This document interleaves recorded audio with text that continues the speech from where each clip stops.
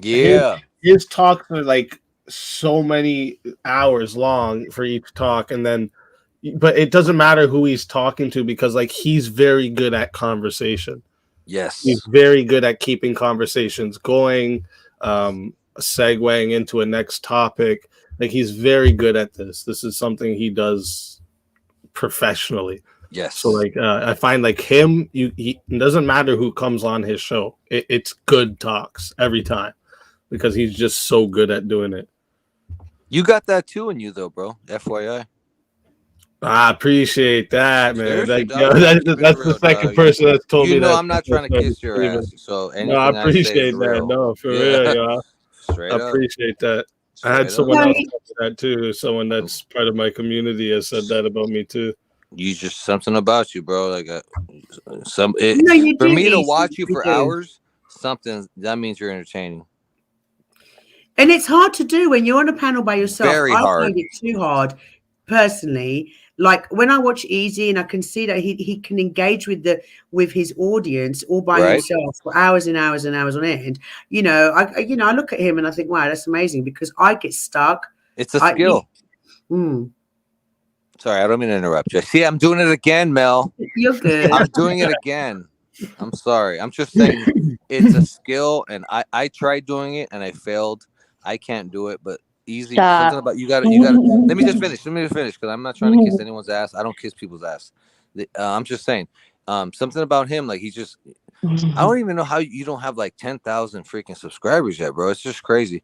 But yeah, you know how to do shit, man. Like you keep it real, and that's why I mess with you, bro. Like you keep it real. Like that's why people like you have diehards, bro. You have diehards. That's when you know you're doing something good when you have diehard fans. You feel me? Word, bro. Yeah, I I'll just appreciate leave it at Word. that. He says word, bro. Mel, I love you. I'm sorry. I did it again. Oops, I Stop did No, you saying it good. sorry. again. You I good, played dog. with your show. Sorry. You're good. Don't worry. Where's my mother leaving me messages? I don't like it when my mum leaves me messages because that normally means I've got something to do. When my mum leaves me messages. Um, yeah, you got something to do that day. That's why I'll listen to that afterwards. But no, I mean, I'm very lucky. I've come across some really amazing people on, especially in the last 6 months. I've come across some incredible people, and I'm really lucky to be able to have them on my panel and talk to me. So I feel very blessed and fortunate. And my chat is incredible. I don't like drama. I really don't. It stresses You, me out like no end.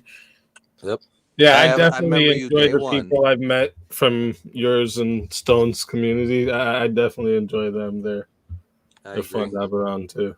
It's Ditto. because we're stoners, even though I've just recently started again after 20 odd years.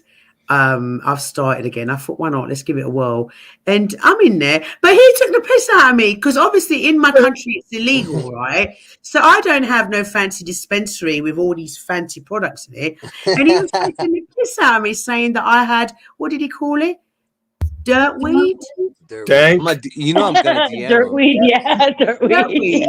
There's gonna be a Scotty Pimpin and Stone but Not Alone show going at least in the next 6 months. I swear to God, watch.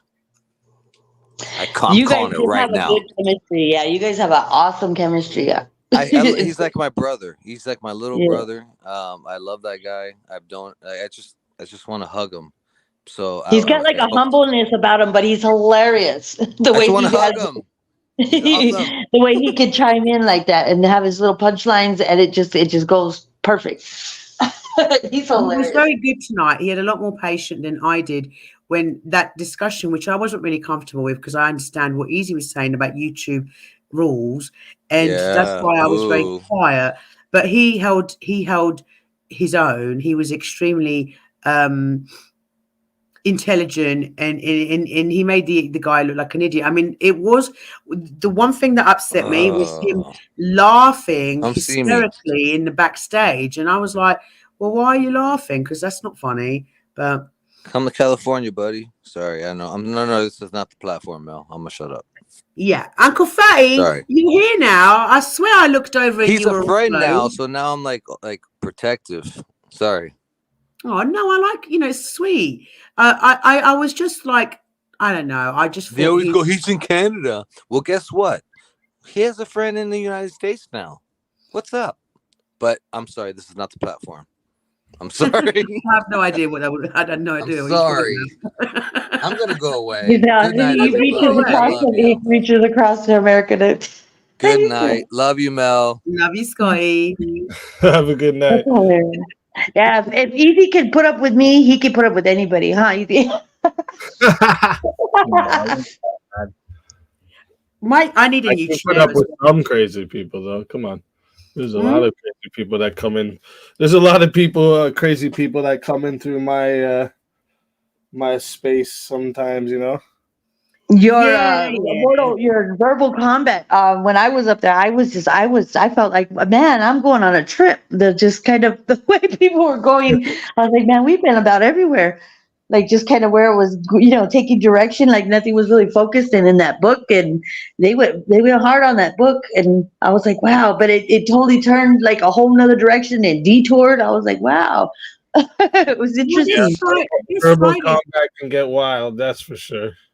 this Friday's panel that you had, I kind of, because again, I was sleeping, then pee break, then wake, then sleeping. So I watched it on and off all night.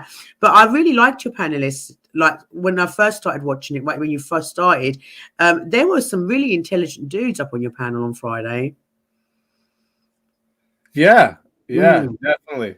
And the one that started at the starting, it was that was Andrew Wilson. His channel's The Crucible on YouTube. He's got a big channel, big audience. Gives me shouts out every now and then. He's really cool. And he's smart as fuck. Like you'll notice that when he's on a panel, he kind of takes over things because it's hard to like debate his stances because he has like a solid foundation on why he takes these stances. So it's pretty hard to Yeah, there debate. was one guy, and I don't know if it's the same one because, when you're watching from TV, you don't always necessarily see the name, but he definitely dominated. This is at the beginning when you Yeah, first started. I was watching. that would be Andrew. Yep. Yeah, he did, and there was a guy that was making me laugh. Was it Bootlicker? Oh, yeah. So that was I think he goes by iFi, but yeah, someone had changed his name to Bootlicker. Oh, okay. Because people pay, isn't it that where they pay? They can pay to change the name, and they'll send like a thing in there, and they'll be like, change this person's name, this one, but and then all of a sudden their name will change on their on their Yeah. avatar. I No, but usually put their real name though still in the bottom, just so like people can still see who they actually are. But yeah, sometimes people go crazy with those name changes though. It's hilarious. it is good. It is good. I mean, I this is so sad. I've had, the oh, not now. The thumbnail when Stoned won. I think he won 7. Did he? When he won? I think it was 7. Yes. Yeah, and so I've this is how sad I am. I had it made into a canvas. Your thumbnail. Nice. I just thought it was a really cool thumbnail that you done, and I was like, I'm gonna make this into a canvas because I'm sad.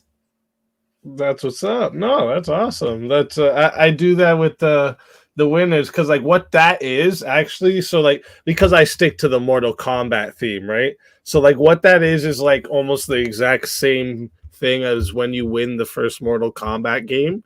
You'll have like that square, like the gray square. There'll be the 2 Mortal Kombat symbols on the sides instead of my version of the verb, like the bear in the Mortal Kombat symbol. And then there'll be like, Scorpion or whatever character you won the game with. And then it'll say like a little storyline of that character.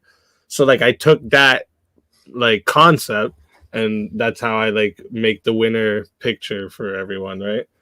Yeah, And no, I liked it so much that Mel's having it delivered on a canvas for my little tiny space that I've got here that I'm that's running out of room. That's Yeah, awesome. yeah. No, but it was, look, the whole game concept is a really, really good idea, what you've done. And and people, I've noticed that you're getting more and more, aren't you, on panels now? Or was that my imagination? No, we've definitely had more people coming in, more different people. Um, we've had some crazy people. We still get the random troll that'll come in and just try to drop an N bomb or something, But yeah, like it's definitely it's Oh, I been. remember one of your first ones, Easy. There was a dude that come on there, and all I'm going to say is professional, professional fighter. That's you know Oh, who he is, right? And I remember it. I was watching the TV. It was like a tennis match. You know when you watch the ball go back and forth. yeah, And I was like, "Oh shit!" it can get wild. That's for sure. Yeah, it got a tad bit wild. I mean, if I'm not mistaken, Flo was on that one as well. Yeah, I Oh, don't. you know what? That wasn't even the verbal combat, actually. Oh, was it not? No, that was just an open panel. Yeah, that's right. Yeah, that one was just one of my. Oh, 'Cause I usually do open panel Mondays, where like on Monday I just have anybody come talk about any topic, debate, whatever. And yeah, that was where he came up and he was coming to talk to us about. He first wanted to call out Flo about boxing, and then it right. turned into him trying to going on me, making fun of fucking children with autism. Like he was Oh, just. I didn't see that bit. Oh yeah, he was Yeah, messed he right was. up. Yeah, he was a very interesting character, and like I said, when you get people like that on panel, I don't know. I was kind of feeling a certain way. I was like, okay, but then I was feeling that kind of way when we discussed it before when that father and child came up, and I was actually quite repulsed by that. What that video that you showed. Which Great. sorry? Grace and her dad. Oh, Yeah. Jesus. Yeah. Yeah, Grace and yeah, they were banned from my channel for a while, and then I decided, okay, I'll let them come up only on a Verbal Combat Friday if they want to come and debate shit. And they couldn't even handle that, so banned them again. Okay, fair enough. Right? I just Yeah, that was pretty like. like they're really messed up, and they're really desperate too. Yeah, but you get a lot of people like that, Easy. Like I've got less experience than you on YouTube, right? And I have seen people so desperate for attention and I don't know, some sort of recognition. They might have like zero personality. So when you've got zero personality, you can't really, and you want to do panels, you can't really offer too much, right? Because of your personality. And I'm not saying that in a derogatory way. I'm just saying that some people have it, some people the charisma, some don't. And I've seen some really desperate women on YouTube that have it's a lot. And you think, just can't you have a little bit of self-respect? Like Right. some of the shit that you do, like if they'll do anything for attention and tread over people, backstab people, fucking like have a little bit of self-respect. Right. Yeah. Mhm. There's actually like this is the thing I fight against the most, and like with the situation that's happening right now that you were mentioning earlier, like that's like what they are doing, right? They're using my family to try and like hurt me and put me in this like state of like they want me to stop exposing them, right? Mhm. Comes with like everybody in life that's ever like stood up for the truth and exposed lies on people. They've all faced some type of Backlash. well, it's not even a backlash, it's more like Personal backlash attack. is a word, but like I would say like they all face some type of force that doesn't want them to continue doing this. Yeah, it's like a personal attack, and yeah, they try to get you right where your heart is at. Just because they're trying to. It's like a fear tactic. Trying to scare tactic. I mean, trying to get you to, yeah. to run and like hide is what they want you to do because they don't like that when you expose them. Yeah. Yeah, they give it out with their words when they say certain things like, "Oh, you might as well just go to a different platform where nobody knows you," as if the internet, like a different platform, will hide you from the internet or something. It makes me. Like, they say things like that because they just don't want you to continue calling them out on their platform that they're on. Or they right? don't have very big vocabulary too. You know, sometimes I'm like, read a book. You know, stretch your vocabulary a little bit. Like sometimes I crazy. think, yeah. You know, the one thing I think with you, Easy, is when they keep talking about your video and the stripper you didn't pay and all this and that, and I'm like, oh my god, like how long are they gonna drag that? It's That so one, dumb. that one's crazy. They keep with that one, and like they have no proof of this, and it's just like weird that they hold on to that one so strongly. It's like where do you get that information? I know. I was all Skunkalina is so jealous of that ass. That's on that girl. It's like, she pauses it right when it shows right on the screen, and she's like, rah, rah, rah. I was like, man, she is green. You know what I mean? I think it's hilarious. Like how they think that they're affecting you, and that's what I like about you, Easy, because you don't, you know what I mean? You don't shake. You know, you stand your ground, and you know, if you stay true to who you are and what you stand for, usually there's nothing that really can shake you, you know? Yeah, I And think this is what I feel like in all aspects of life, people should. living in your truth. Yeah, if you just stay true, um, you're gonna come out on top in any whatever it is, right? I because think you so. don't have I to think worry about, but they might find me out because you're living in your own truth, you know? Mm-hmm.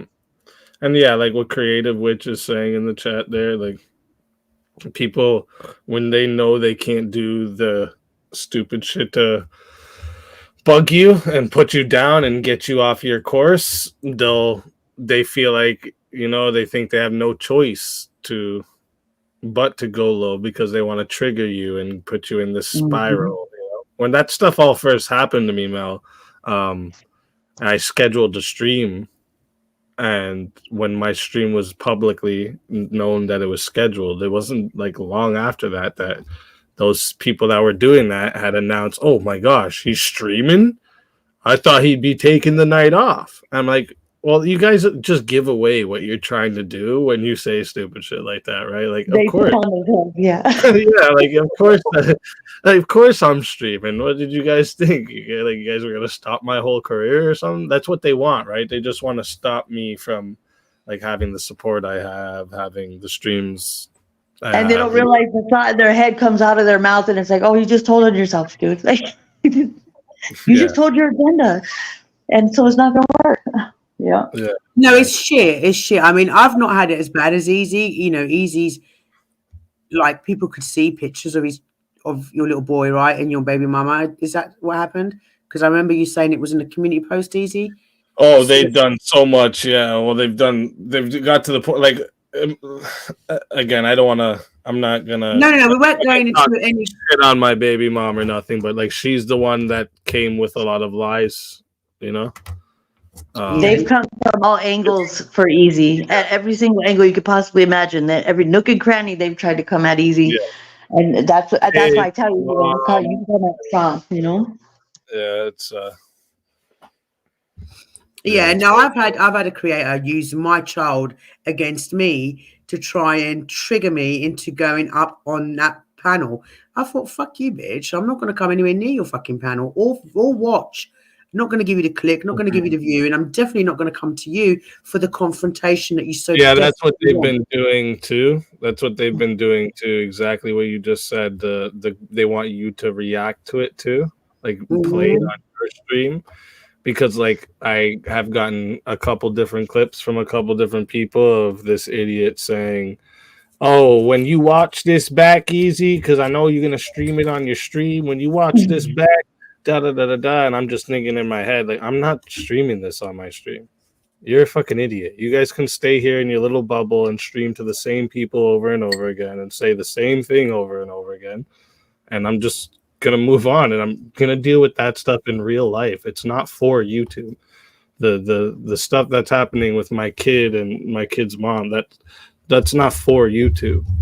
You guys, like, no offense, I'm not like saying this in a rude way, but like, you guys aren't gonna like ultimately be the ones to help with that, and there's too much there would be too much risks to even want that kind of help. Right. And like at the end of the day, yeah, they're not going to be the one that's going to be riding with you when you're still going through it, you know. It's just like it's just a negative, you know, they're just trying to, you know what I mean, derail whatever they think that they know about you or whatever you're about, you know. And it's just, I don't know, I think to sit back and observe all these adults act like, I don't know. I think kids, elementary school kids, have better etiquette than some of these adults do on this internet. You know, I trip out. Yes. I don't know what Uncle Fatty means by that. Easy in your chat, Easy. I don't understand what that means. It says, but Mel, Easy doesn't have to see 3 Cucumbers? dicks every time someone new joins the stream. What dicks? Well, cucumbers, but I'm guessing dicks. I don't know what he means by that. Oh, I know what Freedot. He means Freedot. Is that what you mean? Freedot Dave. Is that what he means? I don't know what he means. I'm not Three sure. Dot David, he's a different kind of guy, huh? He's a trip.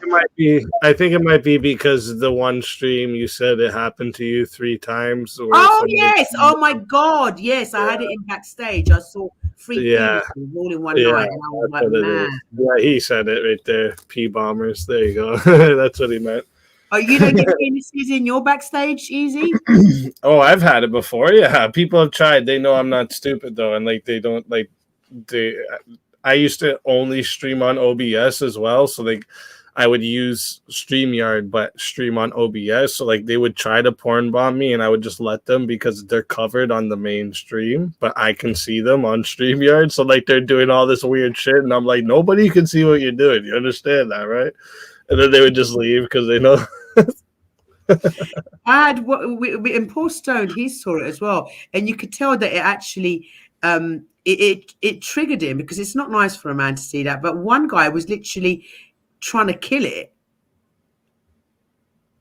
I was like, wow, that's great. Trying to kill his own personal. No, he was doing, the wow. And he was going at it so hard that you could see Stone's face, trauma on Stone's face while this guy's going at it in the backstage. And I was like, okay, wow. I just kicked those people. I was like,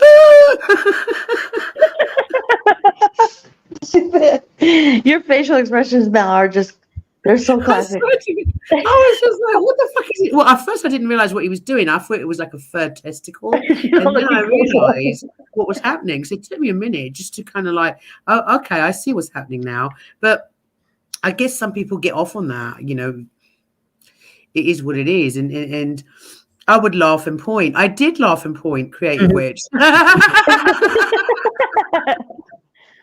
Or you should have like you're trying to like people do that, right? Like especially just in case it's them in real life doing it, is like you put up a screen, you pull them up, and then you just ask them like, why is it so small? See I mean, what are you doing? Trust me, Easy. After the one on Stone's one got busy, I was very clear that he should not be showing anybody what was between his legs, because just don't do it. Don't do it. One dude on my panel showed me his face, was picking his nose, and I remember going, "Why are you picking your nose?" And then went straight down to show me what he was doing in the other hand, and I was like, "Yeah, why? Why?" It's gross, guys. It's gross. But now I have got one of those screen things, and the also overlay. the overlay. But I don't really tend to bring up people generally a lot. People that I don't know up on panel. Yeah, that makes sense. So just because, exactly, Dodie. I was like, Because I was like, why are you picking your nose? Looking at the and as I got closer, the camera went down and I was like, oh,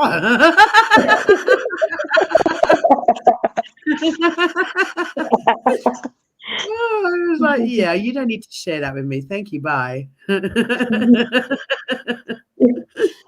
So no, anyway, back at that conversation we were having before our musical interlude about, because I do want to touch on that, Easy, about parental alienation and all that, and how, because it does happen a lot, parents will, and sometimes not even intentionally, like really put down the other parent, not considering the child, how that child will take it. And I speak from experience, yeah. I speak from experience where my baby daddy, he's just a dick. I mean, I couldn't have picked a bigger dick in my life to just have a baby with, right? And I don't mean penis, I meant like a dick in general. And the effect that it's had on my son's mental health in regards to me, and this started from when we separated when he was 4. You know? So that's definitely yeah, there's so many. So like the things with parental alienation, there's like 2 like I think big things that people should like focus on to talk when we talk about these things. So one is like, what are the consequences, the negative consequences of parental alienation, whether it be mentally, financially, these types of things. And then another big thing is like, what is parental alienation? Because I don't think a lot of people agree with what parental alienation is, and they'd especially like I've seen these conversations had amongst like single mothers, and there's things that they've done where they don't want to admit to it being parental alienation, so they kind of shun past these parts of the conversation. But I think it's important for everyone to recognize, because like some people might do it not realizing how bad the consequences are, and not realizing that that's actually what's going on in that situation. Right, and it can happen accidentally. I mean, not when he was younger, but certainly now more. There has been times when I've lost my temper with his dad, and I've called his dad all sorts, and then realized afterwards that that's not healthy for my boy. Whatever I think of his dad, even though sometimes his dad drives me to the point where I actually think I could commit murder, because his dad doesn't take into consideration his own son's mental health and never has done. So sometimes I do kind of just go off the rails, and then I think, well, that wasn't good, Mel. You should have not had that conversation or said those things in front of your son, because at the end of the day, that's still his dad. Right. Yeah. That is something like I think almost all parents could point to a certain time where that's happened. You're on, even if you guys were on the phone with each other and you get into like a screaming match kind of thing, and one of you like, oh, you bitch, or you fucking asshole, or whatever, and then you realize, like, just in the next room, your kid's hearing this, and they know who you're talking to. They heard the first part of the conversation, what was happening too. So like, they know who you're talking to. They know who these names are being thrown at. So it's definitely, yeah, it is. And I think it's even worse in those cases where they say it to the children, right? Like, yeah, your mom's a bitch, your dad's an asshole, your dad doesn't like you, he doesn't care about you. That is awful. That yeah. This is something that a lot of I mean like, not only have I witnessed mothers do this, like other people's, like, I have a friend that went through the most horrific case I've ever seen in my life. But he has his kids now, thank God. But yeah, like, telling kids that their parent doesn't want to see them, I think even if that was the case, that is the stupidest fucking thing to tell your child, because you're not telling your child something that they're thinking, oh, he's a bad guy. Your child is now wondering, why doesn't my parent want me? It's not the way you would think they're going to react to it, because you're not talking to an adult. They don't have their prefrontal cortex fully developed, or even close to fully developed. So like their long-term thinking and understanding of what you're even trying to do, that's not the results you're going to get out of that. Also, you got to remember, we sometimes we have to put ourselves, like, they say, put yourself in somebody else's shoes, but even a child's shoes, like you said, a child is torn, because no matter what, they're going to love both the mom and, both parents. So then they feel like they're put in this position. I mean, they can't process it, you know what I mean? Like how an adult can, but, like I would tell my son, one of my son's dads, he looks at you like a superhero. You are the most ultimate right now. You, in his eyes, it doesn't matter what you do. You are his superhero. You know what I mean? And so no matter how much animosity or whatever's going on between us, please remember that. And the way he looks at you, and you know what I mean? And he just doesn't seem to get it. He just doesn't seem to, and and at the end of the day, I have to remind myself too, like that it's not, I have to do what I can do in my position, Right. because. Can I ask you something quick, Infamous? I don't mean to interrupt, but I just want to ask you, for the sake of like what's going on right now. Is by any chance your kids close to you where they can hear this conversation going on? No, okay. I know better. I just want to make sure. Right? Because like, this is something that I could never do that. You're a good example of how we could mistakenly do this, right? Right. Yeah, I actually, that is one thing that I like, how we were talking about listening to your replays. That is the number one thing that I started working on, was consciously being conscious of my kids being around, or if something was going to trigger me while they were around. Because at the end of the day, I look at myself as, we are the role models, and we have to display through our actions, not just our words, so they can conduct themselves when they come into a situation or a circumstance where they have to deal with, you know what I mean, a difference of opinion, or just having to deal with, situations. If we don't show them through our actions, then they're going to be wild and out, and we're, acting crazy if we're acting wild and out and crazy, and so I consciously, so if I'm having or somebody's trying to get me to trigger, I would, like that CBT thinking, I kind of started putting different, with the record playing, I would stop it, and I would catch myself, and I'd start putting in different kind of words in with that thought. And so now, like, I would just say my kids, like in my head, I say my kids, like, because I can feel that adrenaline pumping, and I want to react, but I've been able to retrain my brain to not, you know what I mean, through my actions or words, because they are watching, we are their role models, and if we don't display it and we don't show them how to do it, they're not going to know how to do it. Yeah, definitely. But it's more, that's definitely a part of it for sure. And it's even more to like just showing. I think with children, a lot of what we tell them does have effect with children. Like the actions, of course, this is going to be the heavier effect, but our words are going to have still a pretty strong effect on. Like that's why, like again, it's very important for us to be careful about how we go about conflict with like two parents having conflict. I think it's super important of how we go about doing these types of things. It is, and it is difficult. It's really difficult, because when you think about the situation where, you've got two adults who, let's say they separate, and they go at each other, and like Easy said, it's very difficult to forget that your child is in the background somewhere, where even when you think that they're not listening, or you're on a phone call in another room, they can. And I've made that mistake before, where I've gone off into another room and gone absolutely crazy at his dad, and then it makes sense that he would hear.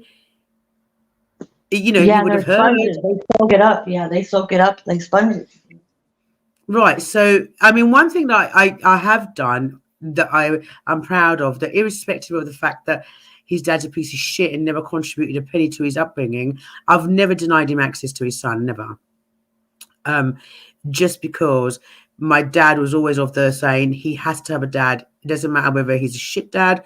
Could I do one more thing? I don't mean to sound like an asshole interrupting you both, but just because we're on somewhere public, let's just say, like, instead of using your personal examples, try to like keep it to general, because then again you're kind of contributing to that, right? Like if he listens to this stream now and hears you saying his dad's a piece of shit, right? I mean, he wouldn't, because he knows I stream, but I haven't told him my channel name. I mean, hopefully he'll never watch me. He thinks I'm sad for streaming. Right. That's my point. Hopefully he will never watch, and I hope he won't either. But it's still possible. Right. That's why with all of this situation, what I've been doing, I don't want to talk about the personal situation as much here, you know, because like I don't want in the future anything like that to be seen. You know what I mean? I don't. You're right. No, you're right. You're right. You're right. I mean, I'm not trying to disrespect you or quiet you. You can talk however you want. I'm just letting you know. No, you're right. You're right. Because at the end of the day, I like to draw from my own experiences. We do it not directly. It would be an indirect thing. I know you're not doing it like telling him this, but it would have been kind of indirectly. Right. You know what I'm saying? No, you are right. You are right. But yeah, now I've forgotten what point I was trying to make. And our children could be our very own.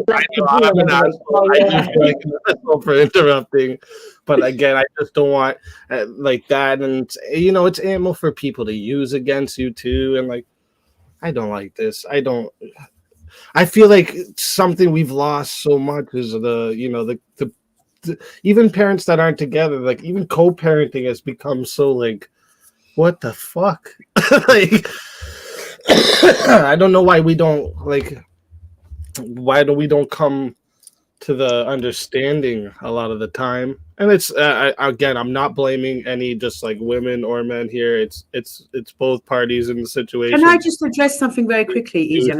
But somebody in your chat said his dad sucks, and I still don't keep him away from him. No, I don't, because then I'm the bad mother. Yeah. Right. So like, and they're gonna make their own decision, you know, by whatever. Yeah, they're gonna come to that conclusion. Because like if okay, I'm not gonna doubt what Mel says or anyone said. Like, I don't want to doubt what they're saying here, right? But you want the kid to decide this on their own, to find this out on their own, right? I think this is without without our personal opinion of that person, right? Because like your relationship to your ex or any one of us is our relationship to our ex is way different than our relationship we have to our kids, and are way different than the relationship our kids have to our exes, right? Right, and my child is not a child. My child's 16, so you know. Yeah, and then exes always have that emotional charge behind it too. You know what I mean? And sometimes, you know, they're exes for a reason, and they know how to trigger. So they'll say certain trigger things to get you to trigger. And and I think it's just it's a work in progress. I think if we just more mindful and just conscious of how we, you know, and whatever works in our situation. But be more conscious and mindful of how we conduct ourselves. You know. No, but even professionals have said to me, and I'm talking about services professionals, have said to me that, like children's services, and I've spoken to them about advice and all kinds of stuff, because here children's services are really helpful, and you know, they had try and help stuff rather than try and hinder or try and, you know, there's services here that do tend to help, and they said irrespective whether a bad parent, whether it be mum or dad, even if that parent is a bad parent or is not, you know, or you still can't deny your child that access You know, I mean, when I say bad parent, and I don't mean anything dangerous or neglect, by the way, yeah? Things I'm you just might not agree with, yeah. Yeah. I don't mean like, you know, abusive or neglect. That's not the kind of bad Yeah, parent I'm talking about. no, Yeah. I know.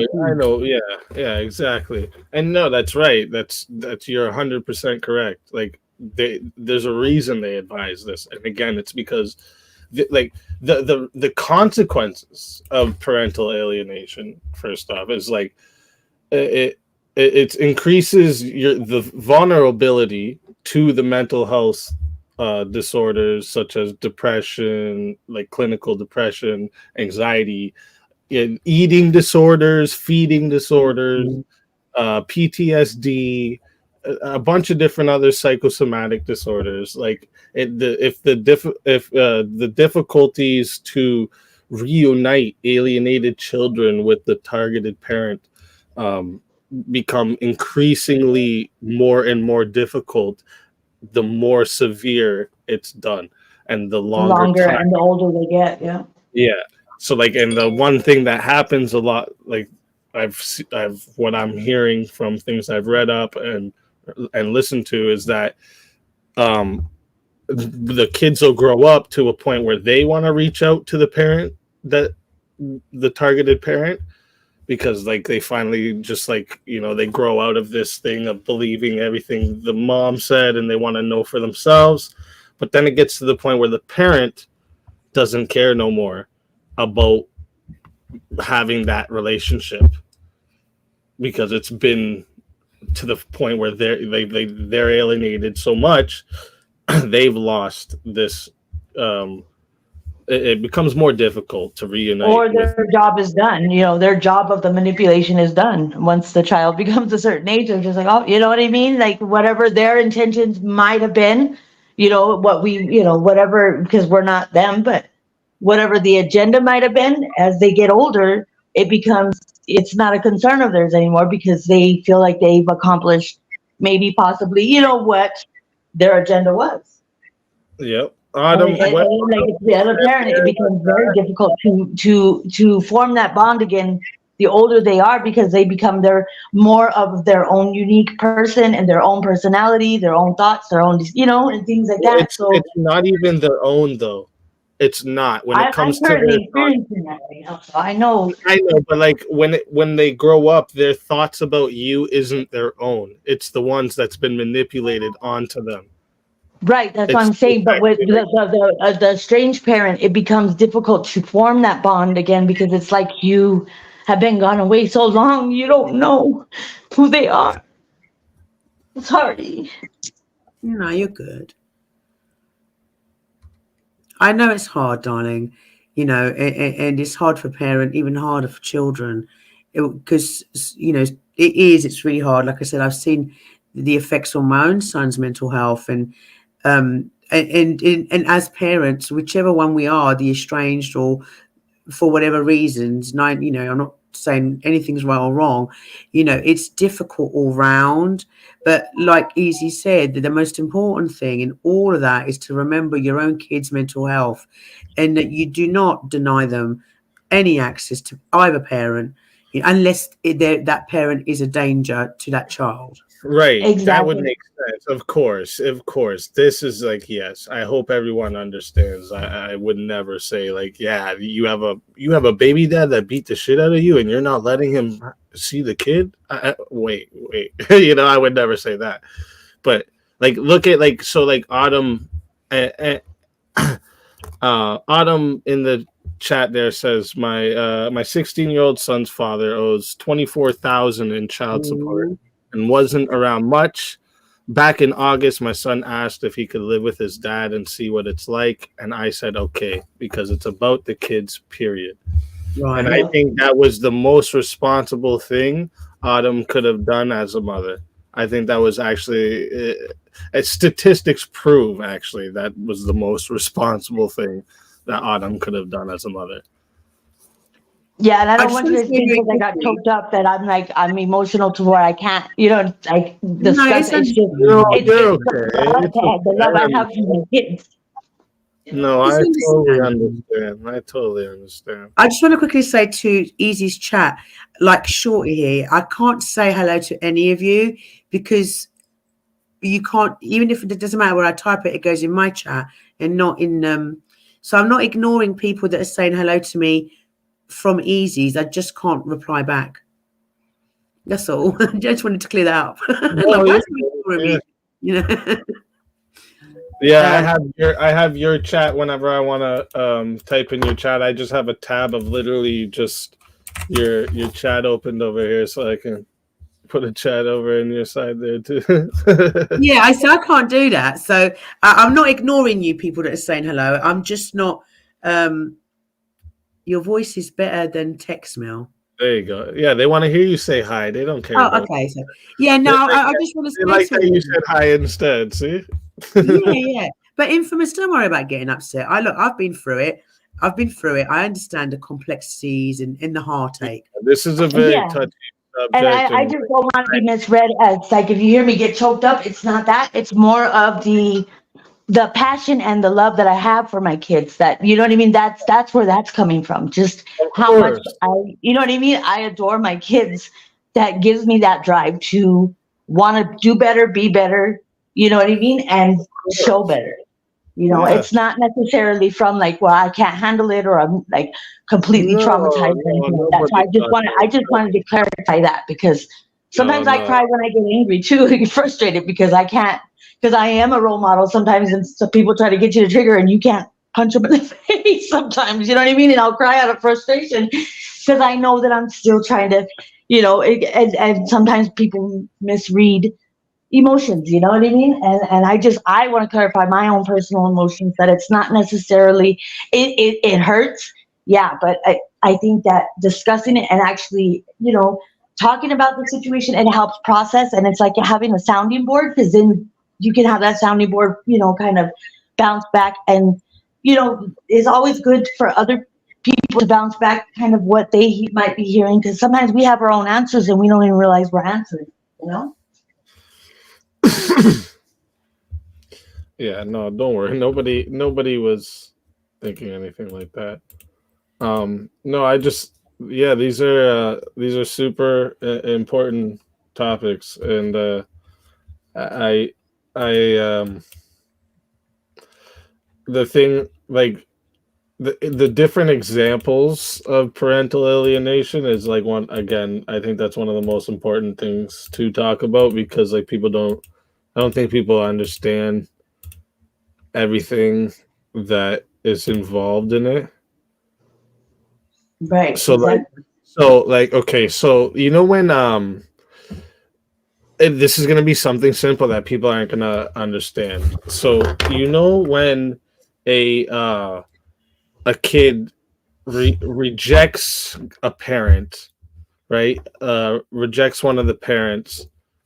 Say it's because it's like split parents and they don't get to see them all the time. So like the kid says, I don't want to go this weekend, say, to the dad's house, right? And when the parent that the current parent, usually it's the mom because they usually have access, but this happens with dads too. The current parent, instead of um, explaining to the child why it's important for the child to have this time with the other parent, they rationalize the child's reason to not want to go. I want to Exactly. stay here because I want to hang out with my friends this weekend. I want to stay here because I want to go to my cousins. I want to stay here because of this.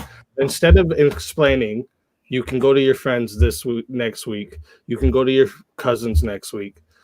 They rationalize the reason that the kid is giving to not go, and this is a also a example of alienating Yep. um, a child from a parent. Another one is Because like I think they you don't rationalize it with know their own personal opinion and not like, oh, there's a birthday party and there's going to be a jumping house. They don't realize that child's mind, that's probably maybe what they're thinking about why they don't want to go. They rationalize it with their own personal, you know, bias or opinion of whatever it might be. And yeah, that's, it's I think, because they you're don't right. actually care about um the importance of the other parent in the kid's life. They care about convenience.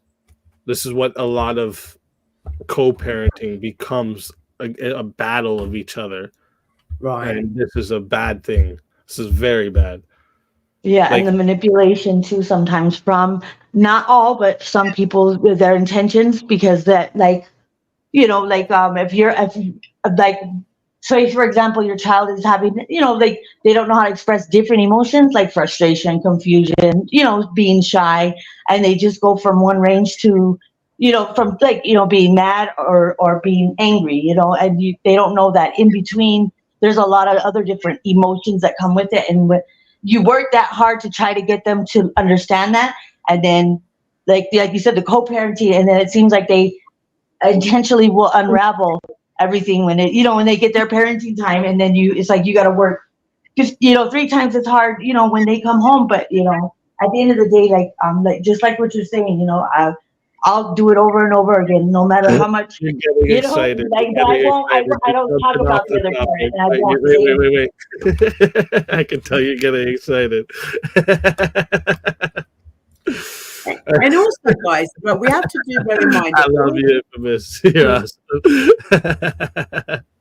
we're all human, right? So when we co-parent, and let's say we watch one of the parents maybe do something like we're talking about, being inappropriate with their children, telling them things they shouldn't do, or not doing what you would expect from that parent, and your emotions run high because that's your child.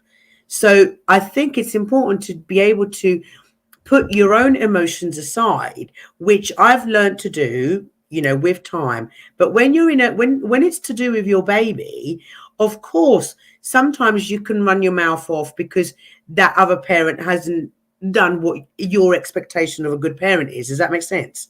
So yeah, that's what it means. Yes. I'm gonna have to give you guys like you should put like a you should put like a banner up to, because I have no problem talking about, but we're jumping all over the place because now we're back to the bad mouthing a parent again. No, I didn't. I wasn't specific. I was saying whichever either or parent makes some mistakes in your child's life, then emotions are run high because it's your child. Right. No. Okay. I guess I'm just trying to. Okay. Maybe I didn't. There's a lot of layers to parental alienation and all. Do you guys understand though what I was meaning by rationalizing? Mm-hmm. Okay. I was just wondering because like I didn't understand if you guys like got my point of it, because like we went back to bad mouthing, so I got confused. Sorry. He's trying to be clever with us, infamous. Yeah, I know, I get it. No, I know. really. Because I'm just saying. Different examples of like examples of parental alienation, and I thought you guys maybe didn't understand what I was saying. Sorry, I got confused. No. You know, we're female, you're male, so we kind of, our perspective might be it's the same, but we just come at it from a different direction. It might take. Doji, you know, we have come to the same conclusion, but it just, we have a little bit more emotion probably involved in a female kind of point of view, I guess you could say. Yeah, and Jody, you get him. I'll get him one day. This one's a little bit harder to get. I'll find. I'm just saying. Sorry. It's always good to have that male energy. No. Because they're like, hold up, let's get back to business. No, it's just because I just like wanted to make sure everybody understood, because like I think like the reason that that one hits me hard with rationalizing, because that's something a lot of women don't understand how important that is, right? Like I think a lot of mothers, see, you're laughing about it. I'm laughing because I tell you why I'm laughing, because yes, women are more emotional. Right, they are, but You're but hyper focusing too and saying super women important. and too, you know, Super we're all important. No, but the rationalizing thing does, like the rationalizing, even in 2-parent households, who's the one that's going to be normally the pushover for the kids? It's usually the mom. So, like, the rationalizing thing usually comes from the woman's side. That's why depends I on if think it's it's a boy or a important girl. for women to understand how important it is not to do that rationalizing thing. Like, I think when it comes to co-parenting, say you have the baby, the father has every other weekend, say, or every other week, whatever, or every week, whatever your deal is. I think it's super important to stress that you make sure the child stays on that schedule. It's like Yes, 'cause super children important. crave consistency, whether they know it or not. They need it, they crave it, and they need that consistency. You're right. Mm-hmm. Yeah, and like again, two parents, like it's super important for children. It is, guys. It really is. And I've spoken to psychiatrists about this situation.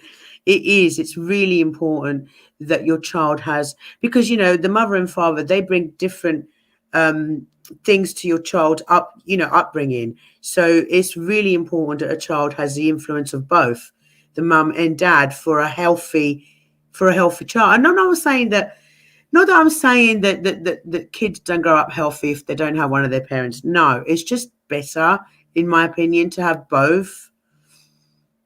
Because you get certain But attributes from your mum. statistically, it is even statistically proven to have. It's better to have both, right? Like, it would be weird for us to ignore that. And again, this isn't. I always like to stress this because I know a lot of women hear this and then feel bad about themselves. It is not. You can be the best mother in the world. You can be Mother Teresa. Okay, you can literally be the best mother in the world. It's still you still need 2 parents. Still needs a father. Every kid. Well, it takes two people to create life, and we have to think to, that child is not just, you know, created just from one or the other. It took two people to create this little person, and we have, just respect out of just creation itself, and knowing that that person, your little person has half of you and half of them in them, so to show that it takes a lot, though, like you said, they're exes for a reason, and it's a lot of work. But if your focus is where it needs to be, and your intentions are where it needs to be, I think that it's worth every ounce of it. Frustration, you know what I mean? Personal without expressing it, I think it's worth every ounce of it. 100%. Another like form that I of parental alienation that like seems to be like kind of like look past is and I get it. It's with single mothers, it does seem sometimes you're at a hard place, and this is the person that's with you all the time. It's your child, so like I understand this one. Like, it can be easily looked past and not understood why it's important not to do this. But like, uh, involving, like, confiding in the child in matters that have no business to be spoke out of your mouth to your child, Yeah. right? Like, whether it be legal matters that you're having with the other parent, so you guys are going to court. Why? The child has absolutely no reason to know about any of this. This does not help anything for the child, and it puts them in a place where they blame themselves a lot of the time. Cause more um, stress. Uh-huh. right, like, so like confiding in your child in things that are like meant for adults only. This Mhm. this is again, it gets looked past because sometimes we don't understand even like the littlest thing. We don't realize saying things like saying that oh, hopefully I get this payment because if I don't, we're not going to have any this month. Why? This is not a good time this is not the right time or person to speak about these type of things with. Your child shouldn't have these type of stresses put onto them. The adult struggles or yeah. You're absolutely correct. Because I think, like you said, it causes the stress, the anxiety, and the child, and they can't process it because they're not adults. So they haven't grown to that point in in their life to be able to process that. So it comes out in different ways as a child, and it causes. Yeah, you're right. Absolutely right. Good job, Easy. Thank you. What's up, Fatty? Fat Daddy today. What up? Depression, man. It's such a depressing point that we're putting all that burden on their lives that they don't know how to deal with that, and that's the main thing, is just the little talking shit things. Like, I literally had to ride my mom's ass not to talk shit about my ex-wife when the kids were around. Just the little snidey comments, and the little shit that just makes them doubt, their own feelings. It makes them even doubt whatsoever that they're valid. It's huge. Not to count that she would call the cops on me for picking up the kids when she was so high she couldn't go pick them up with the babysitters, or they would deny her actually access to the kids. She was so fucking wasted going to a big public daycare to pick up the kids. Gouged out, fucked up, half dressed. I'd go pick them up. She'd call the cops for kidnapping. Cops would come over, be like, yeah, okay, well, obviously she's high, so just keep them for the night. How do we, in that situation, the extreme, okay? I had no recourse. Wait, Fat Daddy, before you keep going, I'm just going to tell you what I told Mel earlier. I know. Make sure. They're try not to, Yeah. They're old and grown. And I know, but still. We've been through counseling and stuff together, and they're that's good then. Well. That's good. And I'm glad my oldest daughter especially is in her ministry, being a minister. She's real open about this stuff and how it affected her being the oldest and having to kind of be the one to take charge, and watch after her brother and sister when they were on duty at her place. And, like, man, the dynamic. That thing you mentioned earlier, the calling the cops and the kidnapping thing, like the calling the police in situations that don't need the police. This is like stupid. This is another thing that like gets things very, very muddy, and it's a lack of trust. This is something you're building when you do that. A lack of trust. What do they do in Canada for like a divorce decree and child support order? Kind of the same thing, because that's all. Some of this stuff is included in the divorce decree, but it never gets enforced. How do you? That's the thing, right? So the thing about enforcing these things is that if the side of the father, a lot of the time, the enforcement is jail.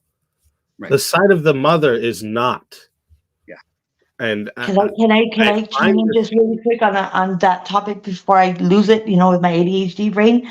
Also, because like you said, with the divorce decree, if there's that process with the, where it is and the legalities of what is filed with the courts, sometimes they tell you if you have papers filed and and it shows that this is the time and this is the time. Sometimes they tell you.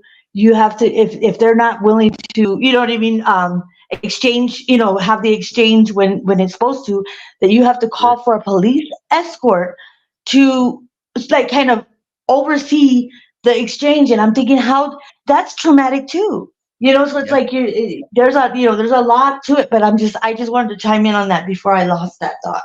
Because we had to have a mediator.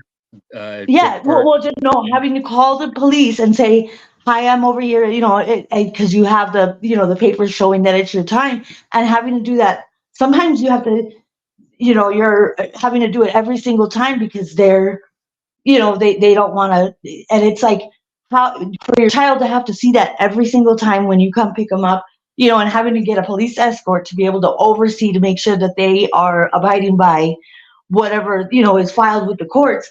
is traumatic as well. I just wanted to chime in on that because there Times is that the dad too. has been held and is feeling like he's been unjustifiably wronged or something, and Or they he's on just, drugs. they're just like, why are the police here every time it's time for me to go with mom or dad? Or, they don't understand. They can't process that.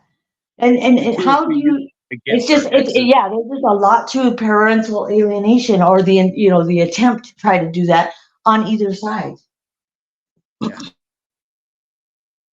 Yeah, there's also there's also like a thing too that happens that with parental alienation that I've seen go on where parents will not give gifts that were given from the other parent to the child so that the child doesn't know that a gift was even sent.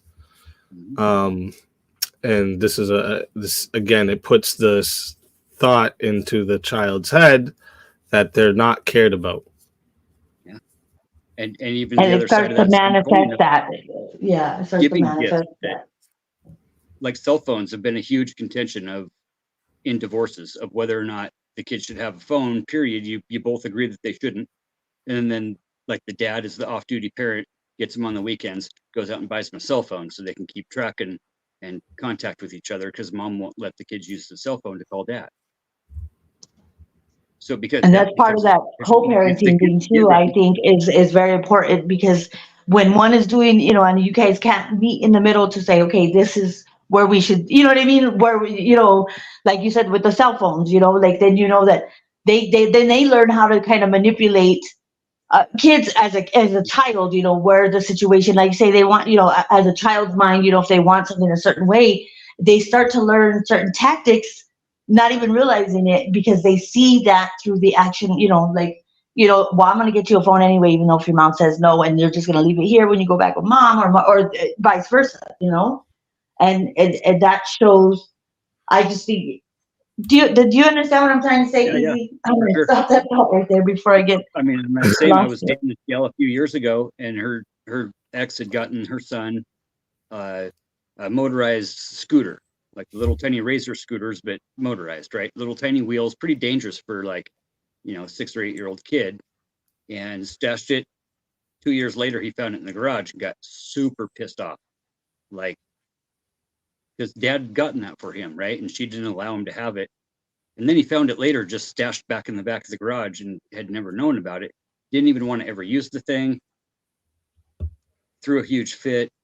Never rode the thing for the couple of years we were together, and it became a contentious point between him and his mom. Yeah, because they probably remember as a kid that moment they wanted that scooter or wanted that gift, and then when they see it later, they're just it causes that animosity or that that frustration. Christmas present, Christmas present or something. It wasn't birthday, I think it was Christmas, and it had showed up in the mail, and she just was like, "No, we're not," And for whatever reason, at the time, she came to regret it. So gift giving is a hard one. That's on both sides of the giving and the holding of the gift.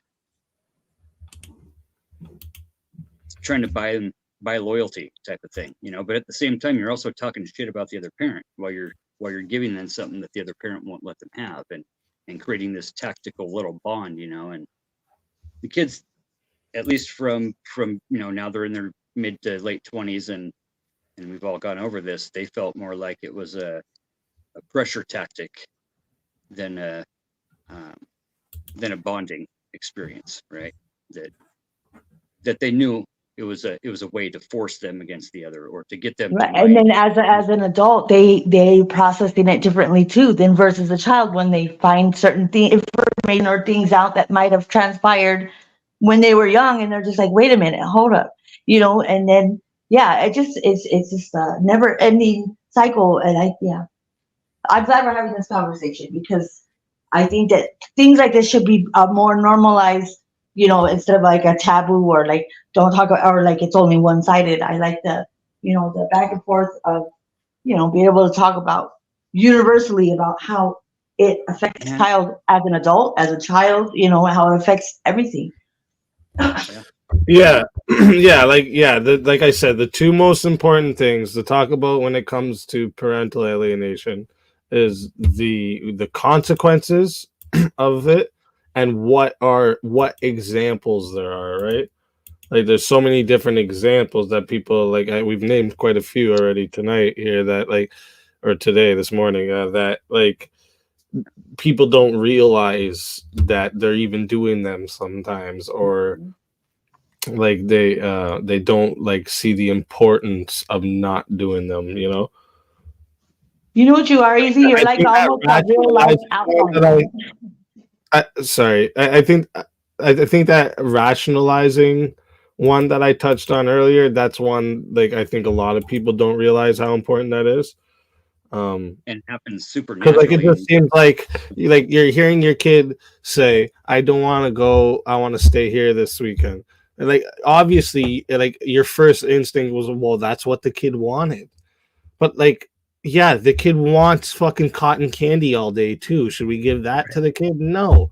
Like this, like these are kids. We have to help them become women and men of the society.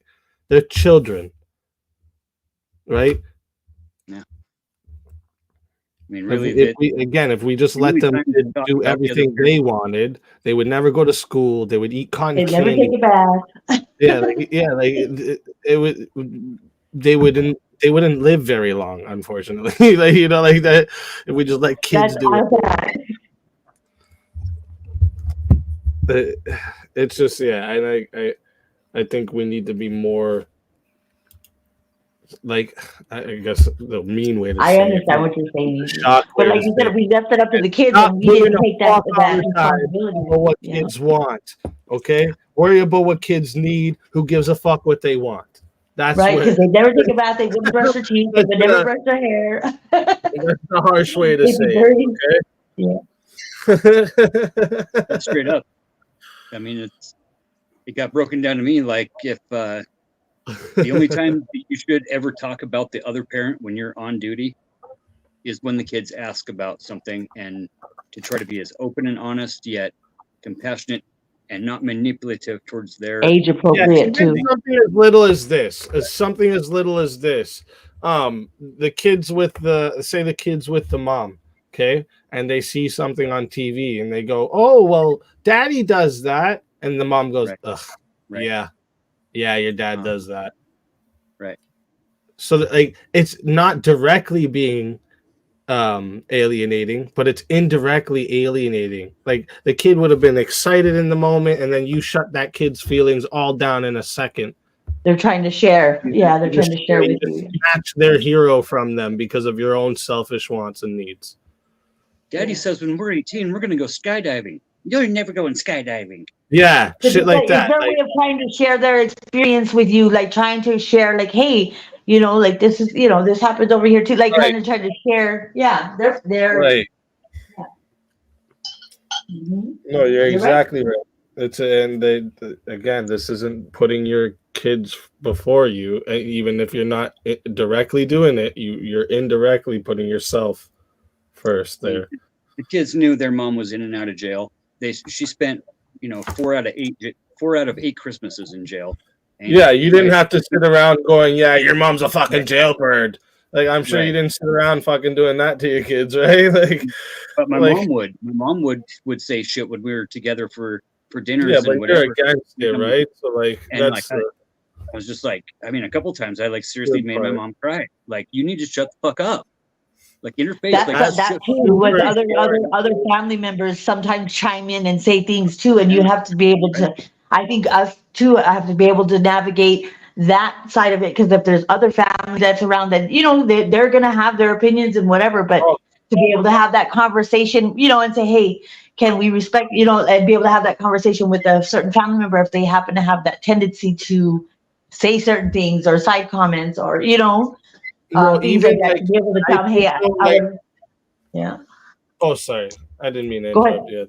Go ahead. No, I was just gonna say no, Fatty. That was extremely important for you to do. Like you doing that was like such a good thing. I'm telling you, even if it had never had to have happened in front of them seeing their father stick up for their mother, super important, man. Super important. In the moment there, that's the way to go. That's the only way to go, right? And I just want to say quickly before we go on, .com, thank you so much for the $50 super chat. You are absolutely amazing. Easy, your integrity is admirable. You are absolutely amazing. .com. Thank you so much. You know, speaking of integrity, I'll just say this for the record. Andrew Wilson is a great fucking dad. He's a great man. He's a great person. And I fucking respect the fuck out of that guy. Facts. Straight up.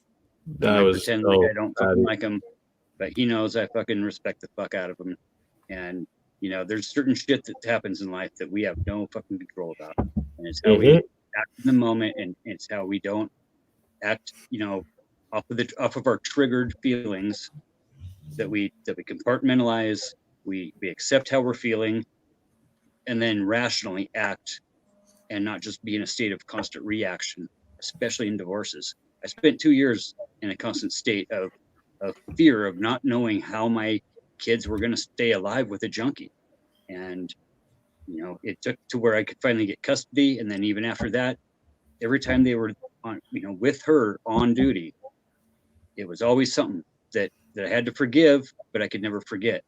And I had to remember not to call out those words and, you know, even talking shit with my buddies and stuff like, where's your fucking crazy skinny fucking wife at, you know? And like, right. Okay.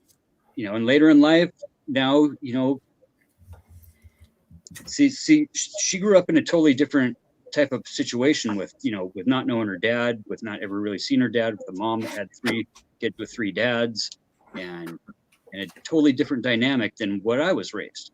And we have this kind of either side of the spectrum, we have this old school thing where we'd sit around the ranch and boy, we'd talk about like, you know, Uncle Johnny. It's like in Back to the Future, she plops the freaking cake on the table and is like, doesn't look like Uncle Johnny's getting out of jail this year, kids. Yeah. Like the kids already know he's in jail, but like, do we have to just keep pressing the negative, you know? Yeah. That's just like, it's actually a good little example from a movie right there. Yeah, actually, that's good. I like that one. That's just so common in society. Right there. Yeah, to have that discourse, to have that like that natural whatever talk shit about people type of whatever it is humans do. But that's the hardest thing with divorce in general, especially when the parents are in and out of jail and there's abuse and addiction problems and recovery problems and then relapse problems and more jail problems and multiple new people coming and going in and out of their lives. Like, you know, I had girlfriends, but they never met most of them. They met 2 of them. That's a super important thing too for kids. You know, Hey, the streaming from other people's channels does it's like a chain, you know, what do you call it? Oh, I'm losing the words for it. You know what I mean? Where it's like a chain, you know, it's bleed onto my chat, and there's some good productive conversation going on in my chat too. So that's kind of cool to see. It's definitely awesome to this little dual streaming thing. It's cool. I like it. I set my channel up to be able to do that now too. Through or my StreamYard, I guess you would call it. It's your StreamYard you set up to do that. And then Restream, you guys using Restream at all too? No, I just use StreamYard. Yeah, with OBS. I was able to do it from my phone this time, so I think they just did that feature. So I was pretty impressed. Another thing too is like when we're talking, we touched on like confiding, in with kids about things that they shouldn't, like, you know, be confided with. Even something as simple as like how depressed I am. I'm so depressed. That. These are even things you shouldn't share with your child. Holy shit. Yeah. Well, no, hang on, Easy. I'm going to have to, depending on the age, I'm going to have to disagree with you to an extent. We're talking about children, right? Yeah, what age are we talking about? Children. And to what extent? It could be 0 to 18. But okay, so I was thinking more like before you're in your late teens, like I'd say from anywhere from like obviously you don't talk when you're born, but there's still forms of parental alienation that can come from when you're born. But you're strictly talking about telling your child that you're extremely depressed. I would say like you should wait until your child's at least 16 to talk about these things with them. I think right, because sometimes it's important. If not when they're little, because they won't understand, but when they're able to have comprehension, and you're right, about 15, 16 upwards, if a parent is suffering with depression and anxiety and it's affecting that child, it is super, super important that that child understands why. Yet it's not as important that they understand that our feelings need to be something that they need to worry about. Right. I think age appropriate, like the age appropriate conversation, just like what you're saying now. I understand. Yep. Right. Absolutely. Because a child, like let's say a teenager, may watch their parents act sometimes irrationally or emotionally, or they might cry one minute, be happy the next minute. And unless you explain to them what's going on and the condition, they're going to think that behavior could be associated with their behavior. You don't want to confuse a child like that. I'm not saying go into full-blown psychiatrist talk, just to explain that either mummy or daddy has this condition and these are the symptoms of this condition. So they maybe be able to recognize it if they experience that maybe later on or at any time. Well, just to make sure they don't blame themselves infamous, that they don't think it's their fault, that they don't think it's something that yeah. But like on the extreme of this, like my ex would lay in bed all day and all morning and not take the kids to school because she was depressed and tired and not feeling good, even though she was actually like wasted, gouged out, and fucked up. So their impression was that, mommy's depressed because she always used the word depressed. I'm just depressed and having trouble getting going today. And well, yeah, because you're out of junk and you can't get any more for a while. So like, we don't want them to know that. But at the same time, she was using it as, your dad's really pressing me for money this month because I had custody for 16 years. Okay. I was paying over $870 a month when I first lost custody for 2 years. And she was at like a little over 380, 370 something. She still owes me 14 grand in back child support. I'm about ready to sign it off because you're coming up in March. I either have to file a new report or. All right, Fatty, don't give so much personal information, bro. Don't give out so much personal. I'm just trying to help you, bro. Don't give out so much of your personal shit going on, bro. Right. After a certain amount of time, you've got to either let it go or sign it off or file new extensions. I only said what I said because my friend is bipolar and she had to explain to her children. Well, that's different. I was saying more of the like when you're like, oh, I'm so depressed, like this is why I'm not doing this now, like using it as an like okay, so you also said something like if you have a condition of that like causes you to be extremely like depressed and then or angry, like the highs and lows, right? Yeah, I get explaining. Yeah, I get explaining that like if this happens, right? Like explaining that this is what happened. But I don't think like in every time you're in the low, you should go to your kid and be like, I'm depressed. Like I think I'm saying not to confide in your kid with the depression, like not to put this depression onto your child. That's what I'm saying. No, you're right. That's different than explaining. I guess maybe the way I said it earlier, I kind of fucked up my wording. But like, yeah, I'm not. Yeah, I'm not against. That's why these conversations are fruitful. Yeah, from different perspectives. Anger is the biggest, one that we project onto the kids is, anger of the other that they're doing something we don't agree with. Whether or not it's the best interest of the kid, it's not in our best interest, so we're angry. So now we're telling the kids, I'm so angry that your fucking mother, father's doing this, and just the bitching and the, that's projecting all that feeling as well. my angle is my mom, she's passed on, she's been passed on since 98, but she was bipolar. And I, now as an adult, I mean, it wasn't, she never put it on me, but as an adult, I look in hindsight and I'm like, I saw the highs and the lows and, and things like that. But yeah, but the conversation, wasn't really there. And I'm thinking it might have been a little bit more instrumental if there was a way to, like when I was a little older, to understand it and comprehend it, a little bit more. Because it took a while for me to even be able to look at it from that perspective. I mean, I'm 44 now, you know what I mean? So it took a while for it to actually process. And I think it would have been instrumental. Like, as I was older, a little older before she passed, to just kind of have that conversation. Like we've talked about, counseling gives us tools, and the tools that adults use are way different than the tools that kids need. Right.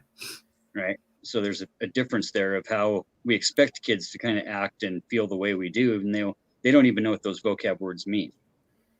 Yeah, and again, you wanna encourage your kids to still be happy, even though you're in the depressed state, right? You don't want your depression to be put on to your child, right? It's kind of like how I tell men, why, like, if you're married, right, and you have like some issue at work, why would you come home and put that stress now on your wife too? That's stupid. If it's something you can fix, just fucking fix it. The fuck was the point of putting that stress on your family now too? So now what you that's where counseling becomes important.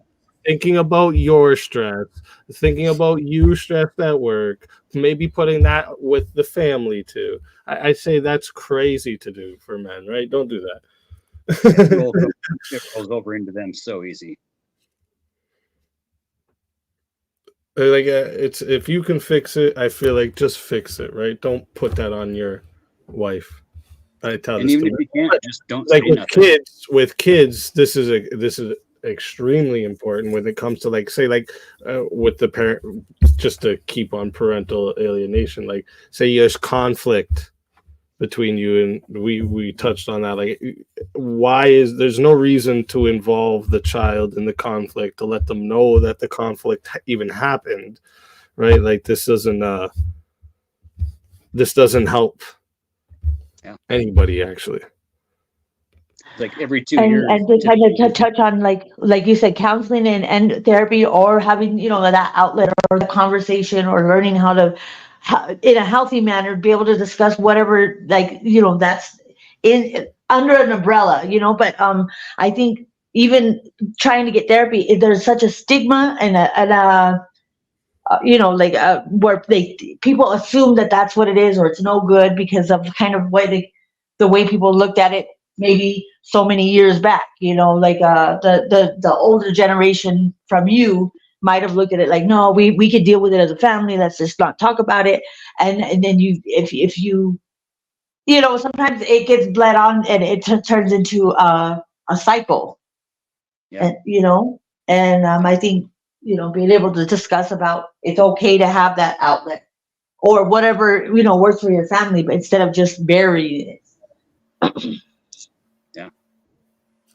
But it's also important to understand, I think, that it is very difficult, like when emotions are just so high, and to just, what we're saying is idealistic, but if you're in a situation like that, just take a step back and think before you react.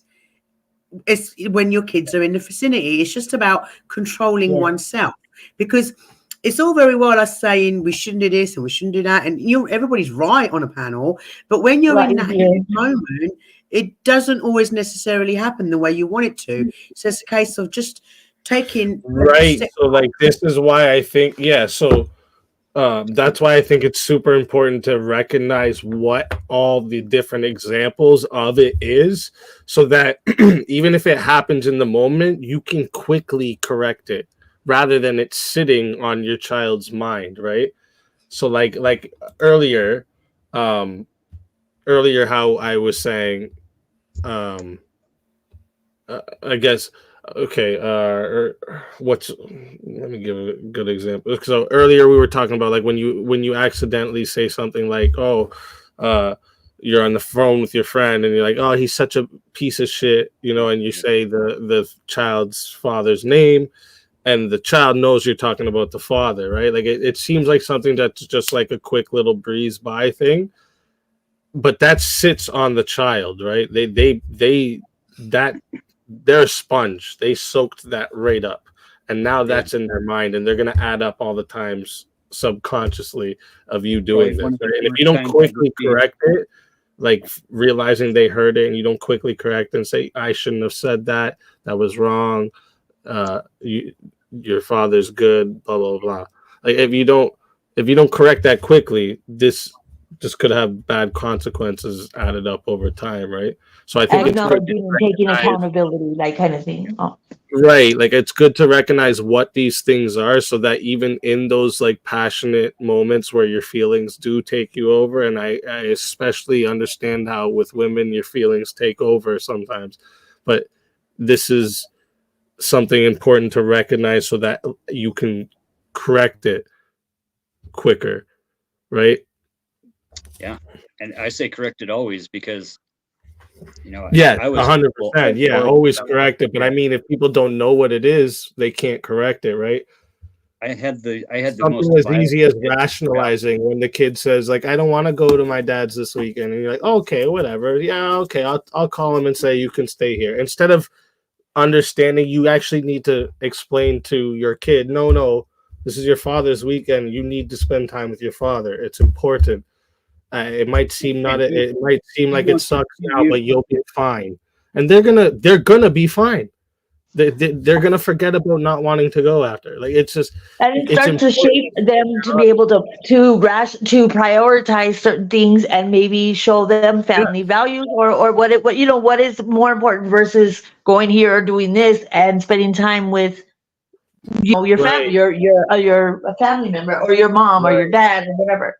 It shows like, them. I don't want to go over here because I want to hang out with this weekend, or I want to hang out with my friend this weekend. I want to have a sleepover. You say, oh no, you can have a sleepover next weekend. Don't worry about it. Your friend will still be there. This important. This time though, this weekend with your father won't be there again. You need to go there. Like this is, or if it's the other way around. But I just, in most cases, the women have main custody. And that's why in most cases of parental alienation is the mother to the father. But again, there is cases of men alienating their mothers. There's like, I'll give you a good example. When every time the father gets the child, they buy them really expensive, cool things that they don't even need a lot, and tell them your mom could never get you this. If you want this, you keep this at dad's house. You can't have this at your mom's house. Don't worry. Like that right there. That's an example right there of parental alienation. Something as simple as not sending, if your kid wanted the clothes they have at your house to go with them to their dad's, and saying, no, your dad can buy you clothes for his house. How fucking ridiculous. First off, they're not the parents' clothes. It's the child's clothes, and you're putting this thing inside of them that these things are not, or sorry, that parent is not good enough for these things. Also, to tap on that too is also like when, and I hear what you're saying, Easy, but on a different perspective also as well is that, for example, and I'm not going to say anything on a personal, like my personal information, but like I have 4 children. So one of my sons, goes, to the other, to have the parenting time. Right. And they have, obviously they had started a new, have a significant other, a girlfriend, whatever case scenario. And, they're at the store and, oh, well, you only wear Nikes in this house. Just even a comment like that, it puts an imprint on the kids, and I'm not going to be like, what did she say? Because that is toxic as well. But that right there has an imprint on, your child as well. Or Mel, were you here? I think you might have stepped away for a minute when I talked about this. Something as little as like, say like, you're watching a commercial and your baby dad is a roofer, and your kid sees a roofer on the TV and says, "Oh, isn't that what daddy does?" And instead of like saying, "Yeah, that is what daddy does," you go, "Ugh, yeah, that's what daddy does." Somebody in your chat is making me laugh. I don't know who they're referring to, but it's hang on. God, my StreamYard is playing up. I can't seem to go up and down. But they're talking about meth. Who are you talking about? Person if it's Are We Not Men, ignore them. They're idiots. They're idiots. I'm like, who are you talking about, man? I don't know if they're in my chat. I think they're in your chat because I gave them a 24-hour mute, I thought. No, they're not in my chat. Because it's got that little, you know, the little thing. It's just making me laugh. Oh, if you're talking about me, I've never had meth. So, and if I'm tweaking, it's because I've been sat in this chair for 9 hours. He hasn't learned his lesson. He just got a 30-minute timeout. He hasn't learned his lesson. No, it's cool. I've never tried it. Gotta be Baconator time. Wimbles. Oh my gosh, you are gonna make me get a Baconator, aren't you? Fuck yeah. Why are you gonna do that to me? It's making me laugh, and I'm like, I don't know how anybody behaves on meth. I've never come across anybody on meth. Yeah, he just says stupid shit all the time. He's been complaining since last night about everything. He's just an idiot. It's just making me laugh, and I'm like, I'm assuming because I'm the lady with the camera on that I must be the one that he's referring to. And may I just say, I haven't personally tried meth, so I don't really know what it is that I'm doing. And somebody with ADHD, it's misread too. Sometimes if you're not I take medication, and sometimes when I don't have my medication or needs to be refilled, they think I'm on something, and it's just because I don't have that regulator. Infamous can get real excited sometimes and get all over the place.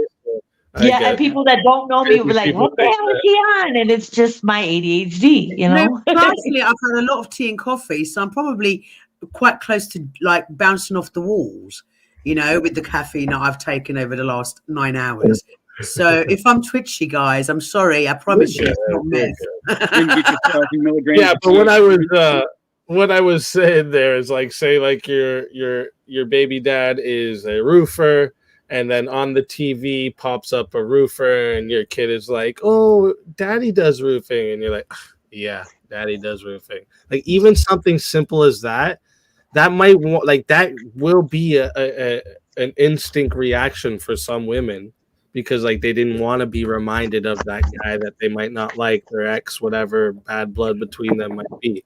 But like it's super important not to do that, and if you do, to correct it. No, you're right. You know, like it's super important because again, you don't want to shut down your kids' relationship to their father or a mother simply because of your disdains for them, just because your personal bias. It's no good. It doesn't help nobody. No, you're absolutely right.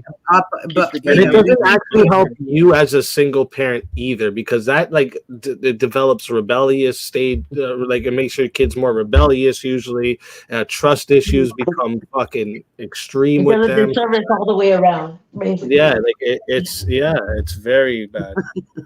Sorry. I'm sorry. And plus, my chair's thinking. Shit. No, not only am I a bit like this, but my chair, because the hydraulics have gone, keeps sinking. So I'm seeing my head.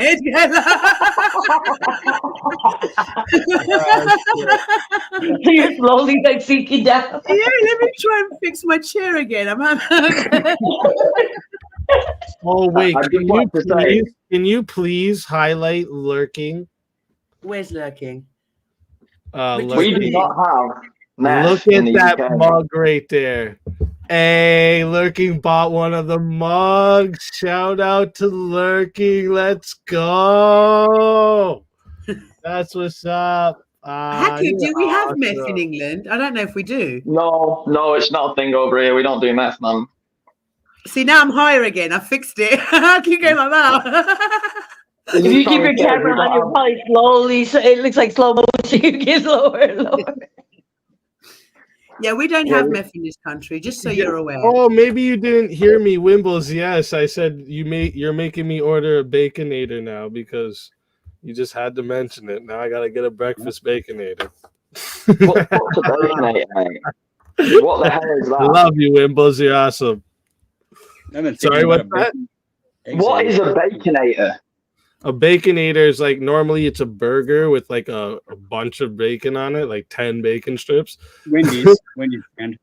But okay, breakfast Baconator is like breakfast sausage and the bacon, and then it's got like the hollandaise sauce, and it's so good, but it's not good for me, honestly. And I've been like avoiding fast food for a while now. I've been doing pretty good, but that breakfast Baconator sounds really good. Remember what I told you the other day? I had the Whopper and I felt like shit afterwards. You're Even right. more shit.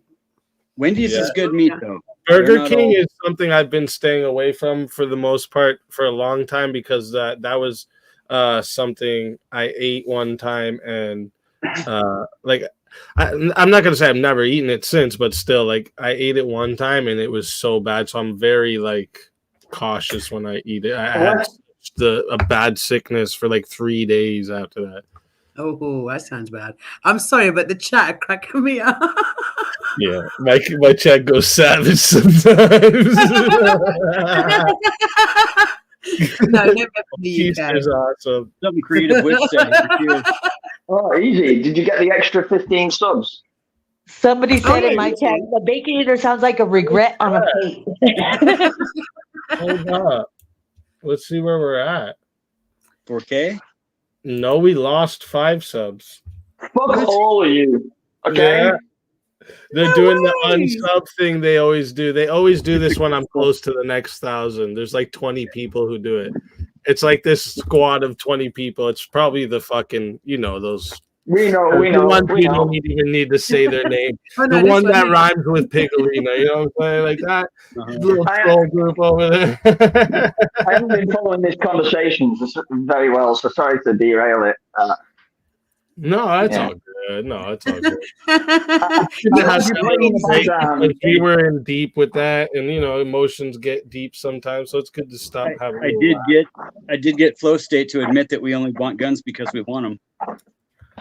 Oh, did you, Fatty? So you finished off our W that we got? I'm not gonna lie, dude, Fatty. I was extremely disappointed with Flow State's actions, dude. I was extremely. I left that panel. I was like, "Yo, fuck Flow State." Next time he comes here, I'm kicking him off just because he did that. Yeah, well, he did say to come back on, but I didn't know whether he was just doing that. Only to you, Haiku. He's just not used to the British. And I was sticking up for you, this motherfucker. Yeah. I know, thank you, Easy, right? You're a good man. You get the Haiku to come into a panel all. Like, I'm gonna tell you how it's going to be. You know me, we fucking turn up for war, mate. Come on. Right? Facts. I got my sword and shield, Fucking the king sent me. Fuck a sword and shield. You ever heard of David versus Goliath? I got that slingshot. It's a good one. Dennis the national slingshot. Haku said something earlier in the chat. I think we were talking about how like a situation where like the parent is like extremely like a bad person, but like it's the best thing to do in that situation is to cover for the other parent to the child while they're still a child. So for example, like you can have mad situations, right? So like for example, my dad has a rare illness. I won't go into it, but they were trying him with different medications throughout my childhood, right? And some of those medications didn't go well with him, and he'd act like a fucking lunatic, right? But like, even though him in those situations on those medications couldn't rationalize that to any of the kids, and he wasn't he was gonna go fucking wild and do whatever he was doing. My mum was always rationalizing it for him, even if he was being a knob to her at the same time.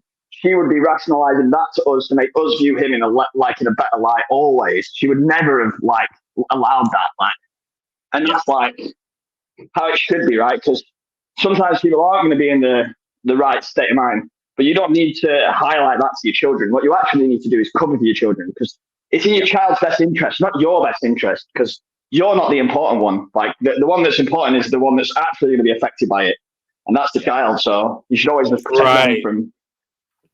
Yeah. There's obviously a stage telling the child about it is not going to Yes. change you knowing about it. It's not going to change any effect on you. You're just adding something negative to the child's life. Yeah. Yeah. On that point too, you know, there's something to be said about letting the kid go to the other parent to be on duty when they're backed up on their child support, and saying that I'm going to hold the possession of the kids over the payment, you know, contingent upon When we payment. materialize the emotion, Yeah, the so feelings wait, and so emotions Fatty, and well-being of our child, I think that's where it derails too, and it does a disservice for everybody, especially all the way around. You know, when you make comments in regards to things like that too. You know, that's just Yeah, my opinion. Yeah, so My- Fatty, you're saying like just so I'm clear. You're saying like when you shouldn't withhold a child just because of the backed up payments. correct. Right. Yeah. Right.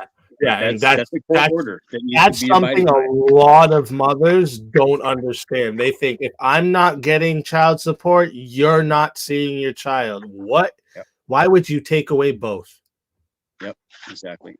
They actually have Why would something you- here in the courts where you could get child, what is it? Parenting time enforcement. Like, you know, even if you're back on your child support, that you cannot legally, they cannot withhold your child from you.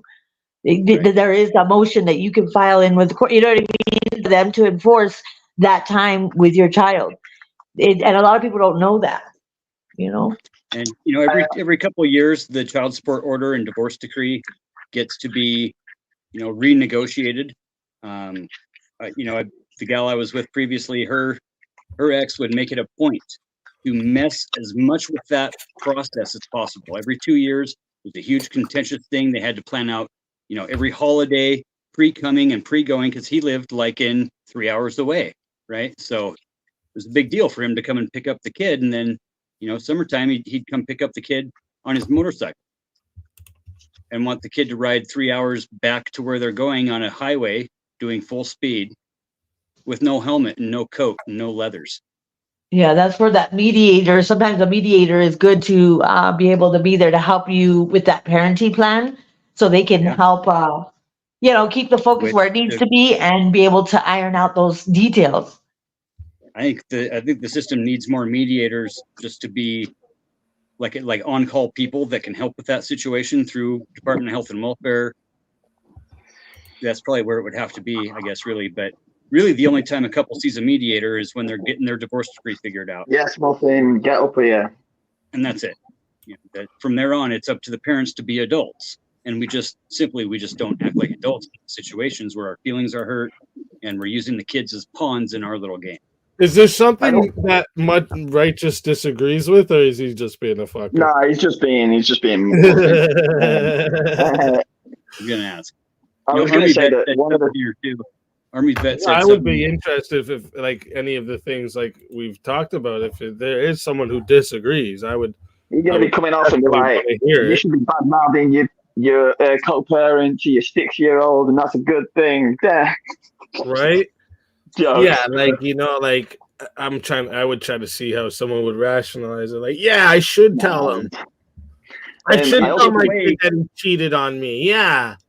Like, what? One of the worst ones is like step parents, like the other co-parent not policing what the step parent might say, because the step parent's always going to have some sort of internal bias against the ex of his missus, right? So then you have to really police what that person's saying to your children, like, as well. Like, they should also be actually like doing the same as the co-parent, basically. I mean, guys, I'll tell you straight up, the fucking time that hurt me the most as a parent was I had a birthday party here at the house. We had a big, you know, conglomerate with all my friends, and a couple of their younger kids that were way younger than my kids, and they went to bed. Window faces the backyard. Hour later, I'm out back talking like I would at work on a construction site, saying the things about my ex that I told and said to my friends on the construction sites. And the window is open. Yep, and you got those little ears you don't even realize are listening and soaking it all up. Yep. Yeah. And my son came out, and he was the youngest of them, and he was pretty young at the time. They weren't very old, and he just looked at me and he was like, I could see he'd been crying. And he's like, you need to go talk to the girls. You need to go talk to. You better not, are we not, man? And it fucking broke me. It straight broke me. They'd never heard me talk about like that for years. I made it a point to be not in that contentious talking shit all the time stuff that she was trying to pull on them against me. And their view of me, and just the way that, just the cry session that we had together that night, For you to acknowledge that is very mature of you as well, to be aware and to, you know what I mean, to hear what your child had to say to, and to be able to catch that. I think that's very commendable. And from that point, I made it a huge point that I knew it was going to happen when they were over with her and whatever, but at least for my family side, like busted my mom's ass, busted my brother's ass, busted my friend's ass, that we're just not going to go there. I'm just not going to talk about it, because it comes down to one simple thing. You don't have anything nice to say, don't fucking say anything at all. But when they have to come home and be like, when we're dealing with addiction and drug issues, we're dealing with stuff like that, there's a way to handle those conversations without implying that the other person, is doing this harm by choice. That it's And just being something aware that of your happens. surroundings as an adult too, like you said, because the window faces the thing, and Sorry, being Easy, aware of sorry to interrupt. Easy, I've got that righteous muffin dude in the back. Do you know him? Yeah, Righteous Muffin is cool. Okay. I'm gonna jump down because I got some things I gotta do. But thank you very much for Sorry, man. Well, thank you for coming up and this sharing. conversation. Really. You guys have a great rest of your day tomorrow. You too. Okay, You too, bye. Infamous. Night, See you later. Infamous. I was gonna say. Say quick. The one thing someone reminded me of. I don't know what they even said just now, but like this is actually another thing people don't realize. Like using your child to gather information on the other one. Like, oh, who was at the house? Oh, did he talk to anyone? Oh, what did you guys do? Oh, like this type of like interrogation style, trying to gather information. This is unnecessary. I disagree. Why do you? But first, I had to tell Haku, look, man, over there in the UK, you got no guns, no baconators, and no meth. Sounds boring as shit. I'm glad I live in America.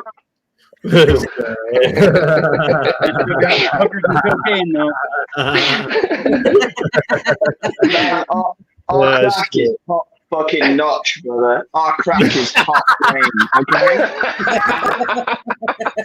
We got the pure stuff, okay? We're fucking putting it out there on the streets, alright? Hey, man, we're a lot closer to Colombia than you are. And you still can't help but put fentanyl in it. But we are still on that pure, you know. No, we're not. No. You got to tell the truth that it's got no coke in it. We have no fentanyl epidemic over here. That's what I'm saying.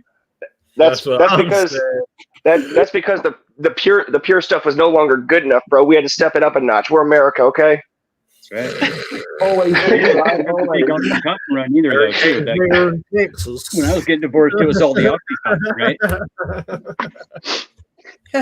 I'm sorry, but you're not mad. But do you really disagree with that, or are you just being a fucker? No. I actually do disagree with that. Because, for instance, it's and don't get me wrong. Like, I agree. Like, not interrogating them, like sitting them down and yeah, but but the thing is I mean, no, like if you can't trust the other parent, and whether it's a mother or a father, to simply to simply talk to your child and be like, hey, what was going on? What'd you guys get into? Anything interesting happening? Like, What's the dude, like, reasoning for it's not about trusting the other parent. That's not what we're talking about. We're talking about forms of parental alienation. And I'm saying this is a form of parental alienation, is gathering information about what's going on. right. And I think that gathering of information is important because for instance, what if like there's somebody over there doing hardcore drugs in front of kids or something like that? Like, don't you think then your kid would probably like what signs did you have to like even think that this is what's going on? well, if the parent has a past history of it, if they get with somebody else, another person, and you've met them before, and you just have a suspicion, and you're just curious, I mean, Right. it isn't So, it isn't no, important like, to talk to your kid. Yeah, it is. Okay, But so the important thing to do would if there was like they have a past history of being like crazy on drugs, right? It would be important for you to explain the signs of this and say, if you see this, tell me. Not every time they come back saying, what did they do? What did they do? Were you doing this? Did you see that? That is not healthy. There's two That's what I said. of doing letting this. them tell it naturally, Right? and not really Yeah, that's the negative explaining the signs to look for is the important part. Not interrogating every time they come home. right. Well, I said it not necessarily an interrogation. That's why I said, like, I agree with you, not an interrogation, but like, I guess we would have to define terms here. Like, is just asking them what happened and that sort of stuff, is that interrogating them, or is that just trying to learn? Did you guys have fun? Did you have fun at your dad's house this weekend? Oh, cool. Anything that is super fun that you remembered? Cool. That's good. These type of questions, normal questions. How long were you? How long was he up? Did he have a girl over? Did he have any friends over? Was he on the phone here? Did he do this? Did he do that? All these like little specific details that you don't actually need for anything. Yeah. Oh yeah. Okay. That's fine.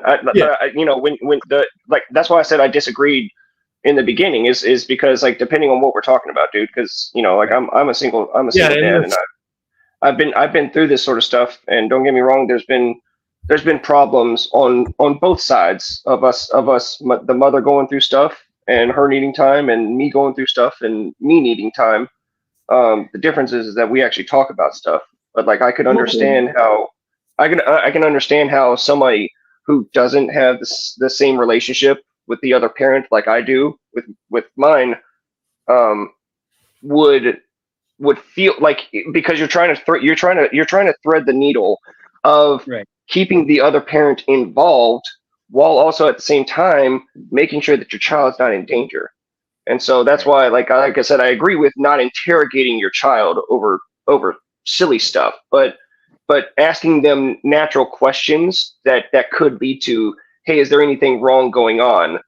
Without being so specific.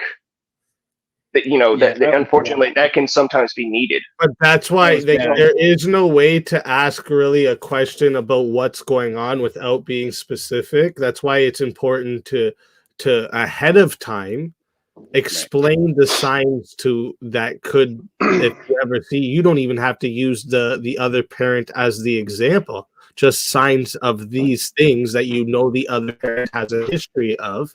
And then if that happens, your child will tell you this because your child trusts you. So can I ask? You've already told them said action is bad. So if they see someone they love and trust doing said bad action, they are going to go to the other one that they said they love and trust. Well, I'd say we have a little bit of a contradiction here. Easy. I was horrible with this though. I was really bad with this because when we first got divorced, her new boyfriend was on probation and wasn't supposed to be drinking, and I knew he was drinking, right? So I would always pick at the question of like, was there any beers around? Like, were they drinking? And like, you know, pressing the little issues. And then, I mean, really, once I was told straight up that I don't get to decide where the money for the child support goes, and I don't get to decide what happens at their house. Okay, what happens there happens there. And if there's something that's important, typically the child will bring something to the forefront. It's not us to try to explore what's going on, but to have the conversation of, you know, these are bad things. And I took it to the extreme. I did. And I said, you know, look, if they're drinking, I want to know about it, even though it's none of my fucking business. Because it was it is though. Like you know, it is, but it was a tool that I was going to use against them later to try to, you know, whatever, manipulate with the support order or getting custody. But talking to them later in life, they took those questions very. I tried to present them very, very calm and collectedly, and they came off as interrogation points. Every question was a reason for them to try to cover for the other parent now too. Like every Muffin, would you agree, Muffin, if possible, you should choose a different solution first, at least, to like maybe approach the other parent and deal with this without involving the child at all? Like, if possible, in a certain situation, like you do have that kind of relationship with the other co-parent, you should not be involving the child when you could possibly have gone and spoken to them directly or taken other measures than using your child. Would you agree with that? Yeah, absolutely. Yeah, but we also know people. We also know people lie. Yes. Like, maybe only a third of the relationships that adults are going to have are going to be, you know, a healthy co-parenting relationship, where the other 2/3 are going to be a contentious, always after each other, always bickering, always figuring what tool or what something they can gain out of the other person's life to use as a tool against them later. And I'm also, but I'm not, and just so we're clear, like I'm talking about like extreme cases where there's the potential for abuse or heavy drug use or something like that. That's around a child that shouldn't be. So like that's what I'm saying is like I'm using that as an extreme example. Yeah, so in the extreme example, Righteous, there's different, when you go to extremes like that, you do approach things in little different, there's a little difference. Yeah. But I'm not talking about the little shit that you're talking about, just trying to dig up dirt, you know. Yeah. But then later on, when she was on probation and using like, but that's what I was talking about, right? So you disagreed with what I was talking about. So you came to disagree with what I was talking about, but now you saying you agree with what I was talking about? He just wants to start shit, man. He right, just like, come on, dude, really? I like you, man. Bro. No. This is an important topic, bro. I'm not up for the trolling on this one, to be honest. No, dude, I'm not trolling. Dude, I'm not trolling. You should, I made a comment about stirring up shit, but no, I don't come to troll on this. You did just do it though. Come on, take a no. Let me explain. When you broadly make the statement about interrogating your child, and that's it includes these extreme cases, which is why I was differentiating and explaining that in instances like that, I think it's a little bit different. So then it's no longer never interrogate or never question to try and find stuff out. It's like, okay, like don't be a dick about it. Like, yeah, I can kind of see where Righteous is also coming from, because like this entire conversation has not through like attacking one side or the other. We have all been, it's just been points for one side, and there are also like some extremes and stuff that we haven't really mentioned where you should and be allowed to change the method of parenting that we've been talking about. So it's kind of decent. It's like good faith still, I think. Yeah, I was about to say, like, I'm not coming up here trying to be bad faith. Like, I mean, there are real instances. Obviously, everybody knows of child abuse and heavy drug use or alcoholism or any of that sort of stuff, and it is something that has to be taken in consideration. You know.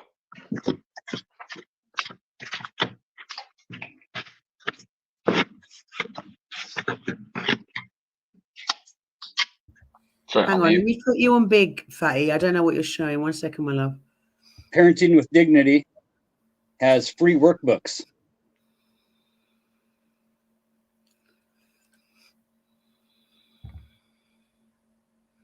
Great resource. Parentingwithdignity.com. Mac Bledsoe is Drew Bledsoe's dad, the quarterback guy. And he put this together kind of late 80s and has made a really awesome thing out of this whole thing. And it's just about, empowerment, giving the kids the power to make the choices, to not feel like they're covering for each other or the parent, and live in an environment of really being able to determine their own path. And I would recommend it to anybody. Parentingwithdignity.com, pwd.com, all kinds of free resources. I didn't realize this till I looked into it the other night on your panel, Mel, that there's a ton of free resources with this website, the workbooks, CDs, DVDs, parentingwithdignity.com on YouTube, where Mac does, a lot of 1-minute videos and like 10-minute to 12-minute videos. But just about all this stuff, it's the more we're aware of it, the more we're able to prevent it. And but I do want to state, because obviously the panel pretty much are all agreed on what we should and shouldn't do. But I do want to say that we all make mistakes, and if occasionally, the emotions run high and you do make a mistake, it's really important that you do step back and have a reflect on what you might have said or what you might have done, because we're all humans, and at the end of the day, when emotions are so running us so high, we are going to make mistakes. None of us are perfect. Yeah, Papa One made a great point here. Everyone that uses lies about it, and especially when we're talking about pressing the kids for information. That was the hardest thing for me, is letting them go to a place where I knew she was recovering and was doing good at the time, but could relapse at any moment and was potentially more than likely high anyways and lying about it. So, but having a conversation pre-hand of, these are the signs to look for, like Easy was saying, just look for the signs and be aware, don't ever take anything for face value. And if there's something that's wrong, let's talk about it. Try to emphasize the positive, but sorry, I laughed inappropriately. It's just not because ignore the negatives. Yeah. This dude made me laugh. Well, and I was going to say, the guy who was complaining yesterday. Easy. Yeah, yeah, he stayed for the good, the whole. I like him. Fuck. Sorry, Muffin, what were you saying? Yeah, I was just going to say that, and then to go, kind of bring all of this together from other stuff that we've talked about up to this point, or that you guys have talked about, is we kind of have a contradiction here where, on one hand, the panel was talking about not really ever talking to your child about too many adult things, whether it be like money of the house or behaviors of the other parent and talking shit. But then in an instance like this, now we're saying that we need to put the stress on the kid and the anxiety on the kid to be watching for, signs of drug use or something like that. So, it's just one of those things where there's no one size fits all parenting.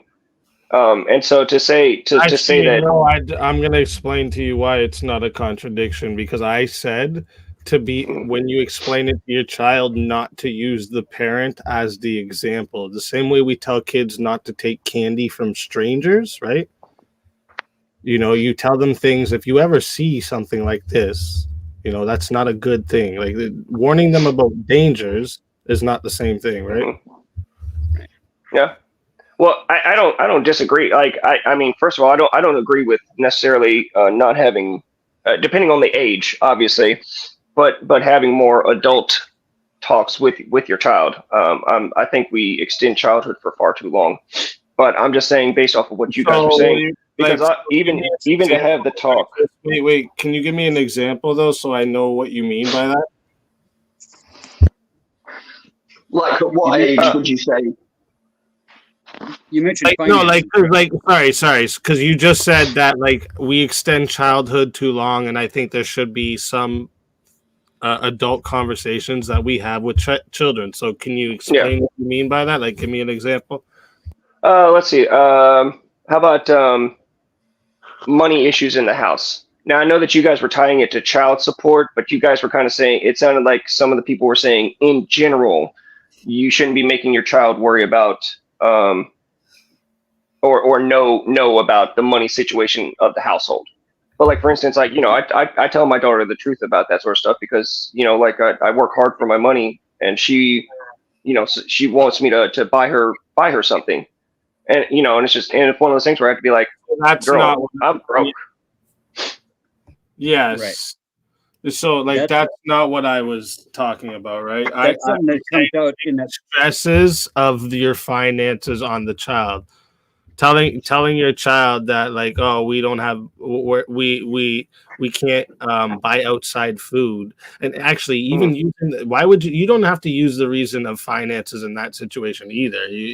I would use that it's not good for you, or other situations, sometimes even explaining to them that like if you explain it in a decent way, like we have this. I'm being cheeky. Saying something's too expensive is different. Yeah, saying something is too expensive is different than saying like oh, if we don't get broke,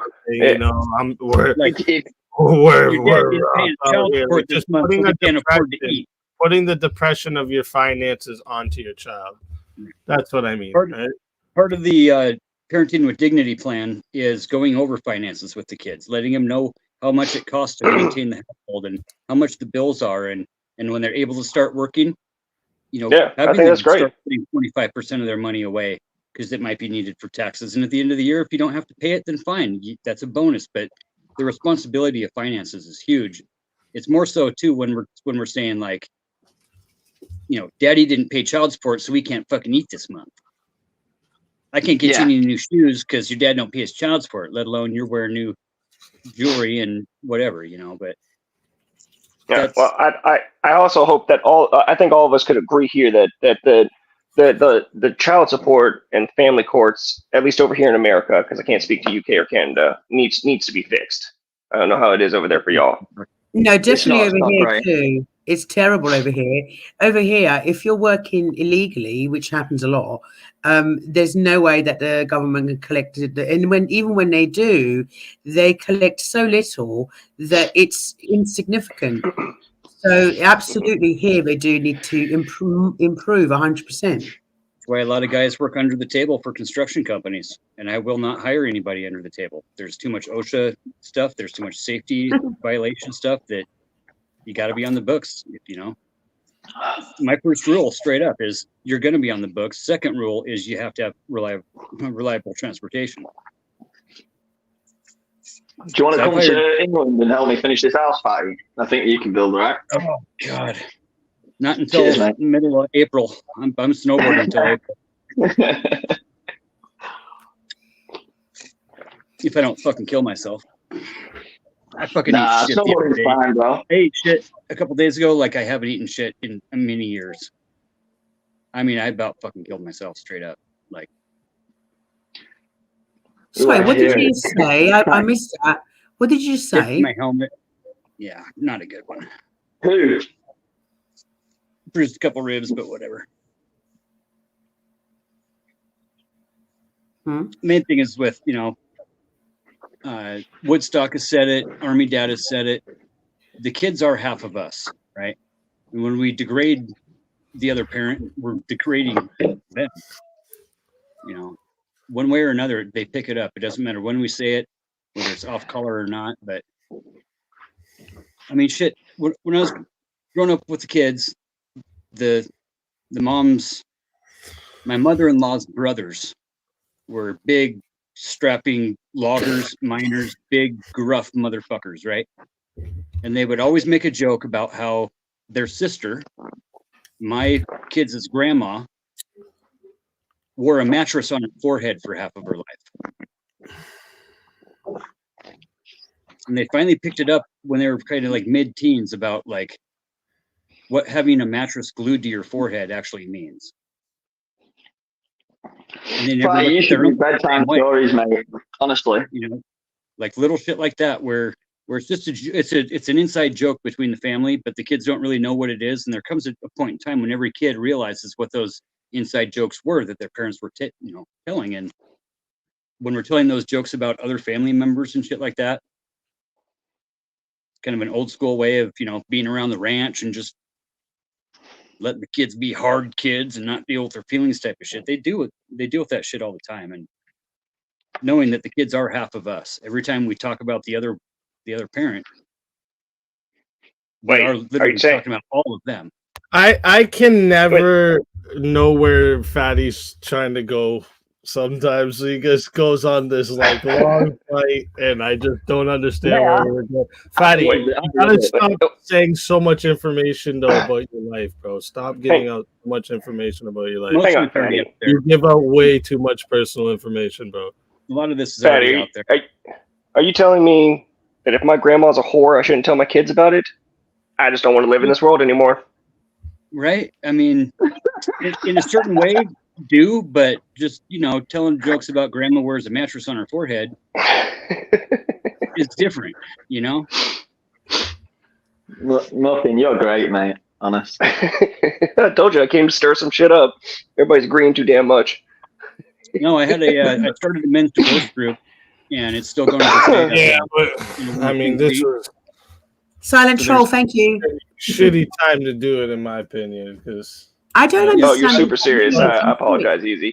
Can I understand what a mattress stuck to your forehead means? Face down, ass up.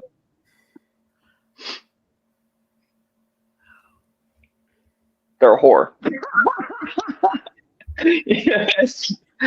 Nice reaction, Mel. I didn't know, but now I know.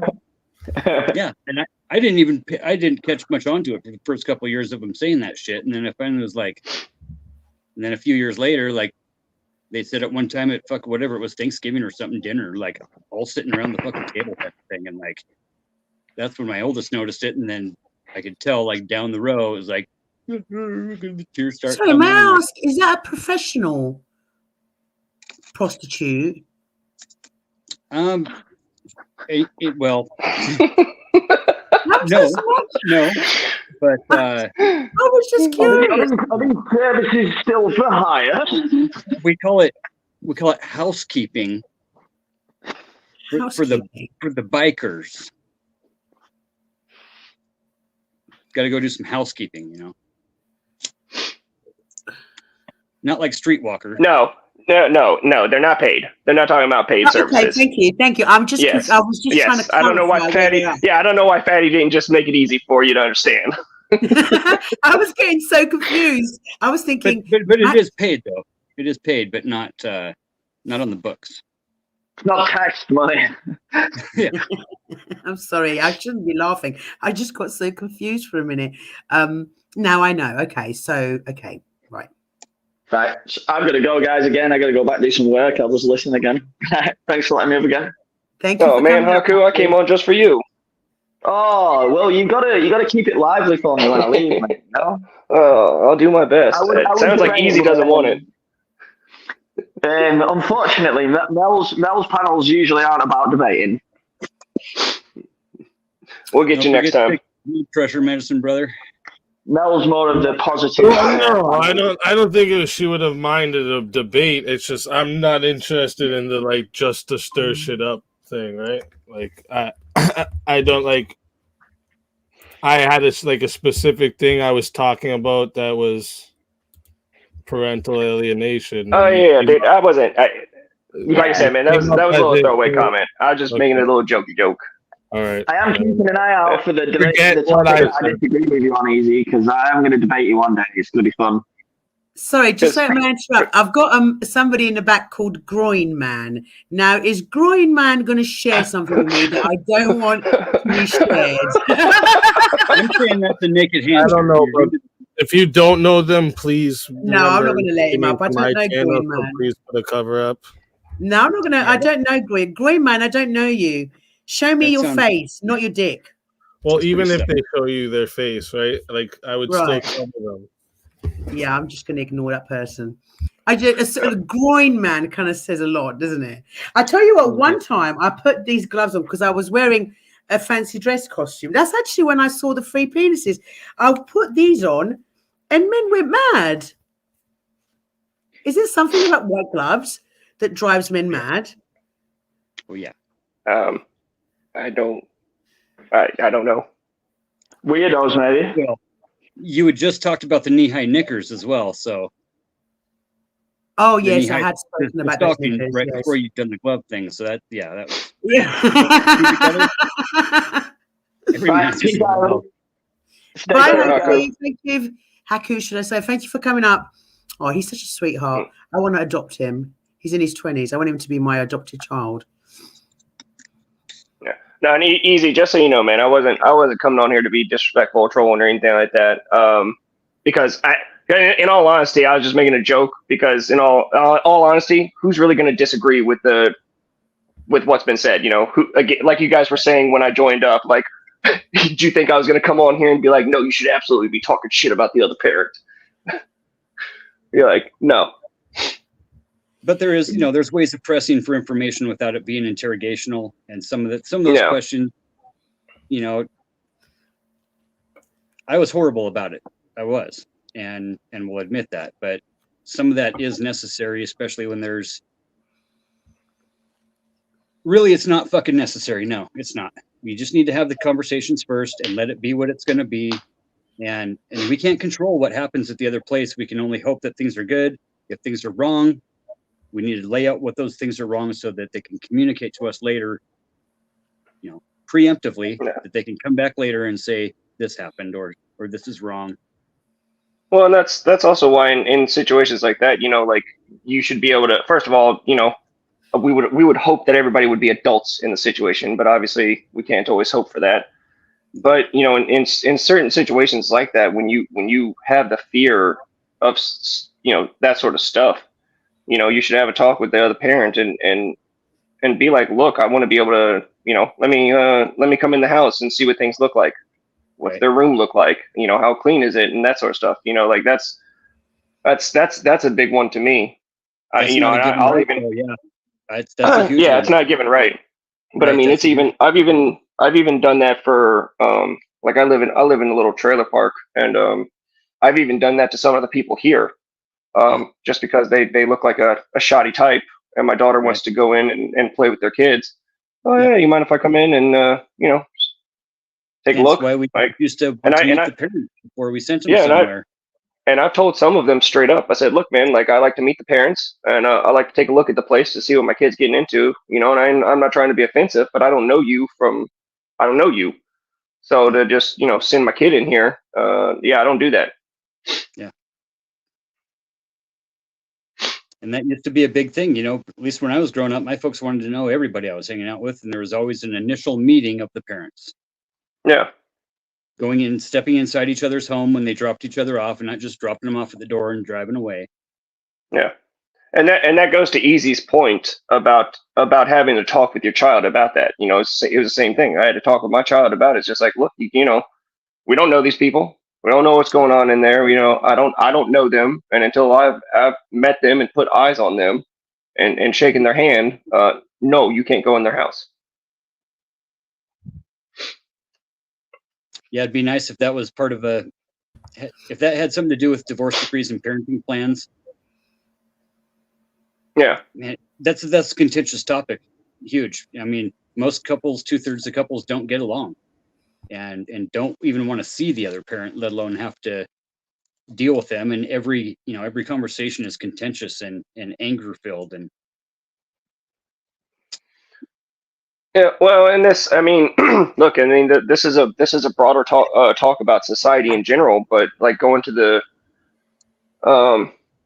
go into being more choosy about, this is when the conservative talking points come in, really, and it's, being more choosy about who you sleep with and who you marry. Big time. Joshua Jones, I know you're trying to get on. I know you're from Flows, right?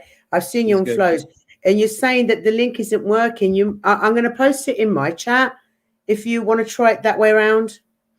Yeah, the one from the Nightbot on Easy Stream is the old one before he joined here. Oh, okay. That's right. Yeah. I don't know where's your chat is. Joshua Jones, you've been in my chat before. Don't lie. Yeah. No, because I will know definitely. Because I asked him to show me his face once backstage, and he refused, which is fair enough. But I've seen him on Flows, so I'm cool. He was over there for a while. Arguing firearm debate with us earlier. I got about 15 minutes, and I gotta go start getting the snow machines on. Somebody said to me, but I don't know if I could do it in my chat, that I should do a 24-hour stream for charity. I would love to be able to do a 24-hour stream for charity. I'm not sure if I can make it. I would be very careful about doing things for charity on YouTube. Why? Yeah. You lose your channel. Really? Why? What? Just a second. Sorry, I'm eating. One sec. No. They're treating you there, Slim. You might want to check in. I was wondering why you were so quiet over there, Easy. StreamYard caps at 12 hours. So the only way to pull it off. Yeah, the only way to pull it off is you have to basically do it for 12 hours, stop it, and then restart it. It's like literally the only way to pull that off. But why would I lose my channel? I'm confused. Well, probably because if you find out that it's a scam or something like that, or you don't, maybe you don't donate to the right one or take people's money. Who knows? It kind of goes against. Nothing easy. If you're gonna do it, you have to use they have a set thing for third-party vendor to collect the money, like a fundraiser thing. Yeah, like they have a set thing that you forget raffles and giveaways or YouTube. Right?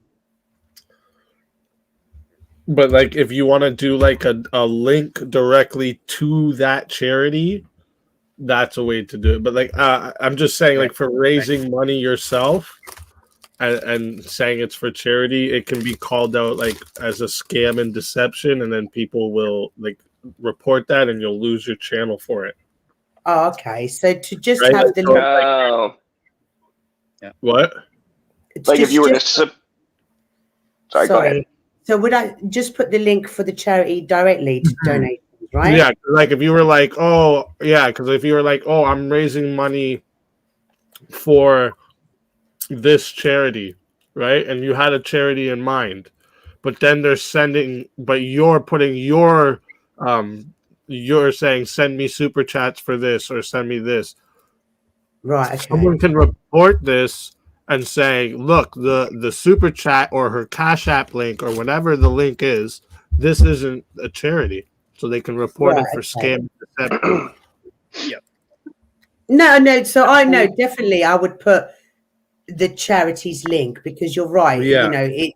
Yeah. Then that way nobody can I would turn. Can you turn super chats off for a night? Yeah, you can turn super chats off. And there's a way to do it. I can look it up to remind. And then that way nobody can use it against me, because if I'm going to do something like that, it would be honest. I could never be. No, it's just not me. But then people don't necessarily know me. So you're right. Yeah. So I would definitely just put the link straight to the charity. But I don't know if I could last 24 hours. I might have to get some special, I don't know, something to keep me up 24 hours. Just get through in here, stir up the blood pressure, and I went 36 hours one time. You did not. You did 36 hours? Yeah. How? You know what? I don't. How much cocaine do you have to do to stay awake that long? I didn't even do one little line, bruh. 3 days.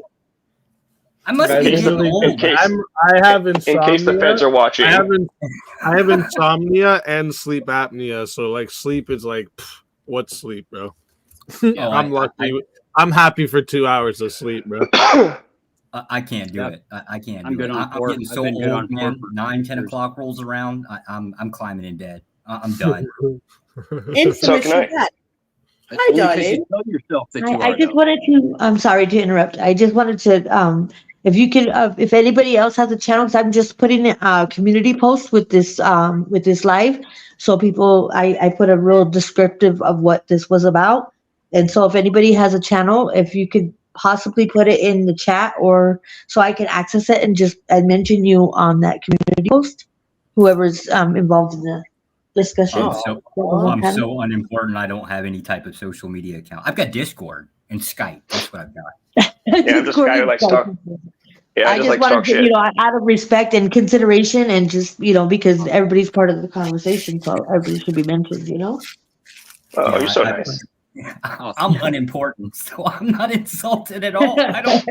He doesn't even have a URL. Okay, I just thought I'd ask, and that's about it. And then Easy's right about that fundraiser. Yeah, make sure that because people sometimes they try to bait you into doing a fundraiser if you're not knowledgeable about it, and then they turn around and they drag you and try to get you to your channel to exactly what he was saying. Yeah, well, now that people are giving me tips about what to do, as long as you have a direct link to whatever charity it is, so there's transparency for it, then they can't drag you. I'll tell you exactly how to turn off if you want to turn off the super chats for that night, Well, and unfortunately, it's one bad apple spoils the bunch, Yeah. I'm sure that's exactly what happened. Is someone who's like, oh yeah, I'm gonna raise money for charity, and then just takes all the super chat money. Well, I gotta ask: is this stuff common? Like the concept of fraud with charities and things like that? Like, so there's people that most charities are frauds. Somebody that I've exposed for fucking using someone's sickness to raise money, right? And I mean, literally, they're. I mean, again, donate here to help too much into detail, but they're literally exploiting my child and his mother right now for money. So. Yeah. This shit is common all over YouTube. The scamming, saying that they're raising money for something and it's really for their own pockets. Well, and that's also why it's important to actually look into the charity itself, because honestly, most charities are scams themselves. Like in America, a charity, I believe, only has to spend 10% of its money on its actual supposed goal. Jiminy Christmas. on some of those, there's if you're nonprofit on the nonprofit corporation, then and that's why like you see CEOs, there's CEOs and executives of charities that make freaking hundreds of thousands of dollars a year, and those are for-profit. They're not nonprofit. So it's no. I'm talking about nonprofit. What One Above All says right here. What One Above All says. This is what you should highlight. No, I agree. I mean, I have done a lot of stuff. Don't give money, right? Yep. Yeah, I mean, I have done a lot. I mean, when I threw myself out the plane, that was for charity. I have done lots of stuff for charity, and I know what kind of charity. That's cool. Yeah. I showed the video. Did you not see it, Easy? No. Let me see if I can find it. Carry on. So obviously, it wasn't just me throwing out the plane. I had an instructor. Your first 7 times you need somebody attached to you, and then your 8th time someone will go with you, and then after that you can skydive all by yourself. Yeah, no, I did it. I did that on. I can't remember how old I was. I did that a few years ago, and it was. He doesn't talk about why he skydives. Okay, you guys will learn in the future. Oh, 007, huh? Why don't you skydive? Tell me. No, why I do. Oh, you do? Wait, what? Mm. Have you got a awesome. death wish? Well, how do you think I know what it takes to be able to skydive alone? Okay, I've got to ask, what possesses an Things otherwise are coming, baby. being Things to are jump out of a coming. This perfect man over here flying- is full of surprises. You got them all coming for you, I promise. No, I've got questions now. What drives an otherwise rational person to jump out of a perfectly good flying aircraft? What's the point? Adrenaline. Adrenaline, absolutely, yeah. You're assuming that we're good and rational. Yeah, right. Yeah, you're right. No, I got 3 jumps in. All my kids just went and did their 4th this summer. And they're jumping with their significant others, and they'll probably have their individual license or their individual whatever certification before I do. So I am the absolute. That's a good way to put it right there. Are you for real? If they say they're raising $2,000 for something, in reality they make about 5 and they give the $2,000 maybe that and then pocket 3. You know? That's like the way they do these things. Like they'll make up lies about like, oh, this video got taken down, so we're not gonna get the super chats from this one, so we need more. Right. You know, shit YouTube like this. keeping it all right. Scams.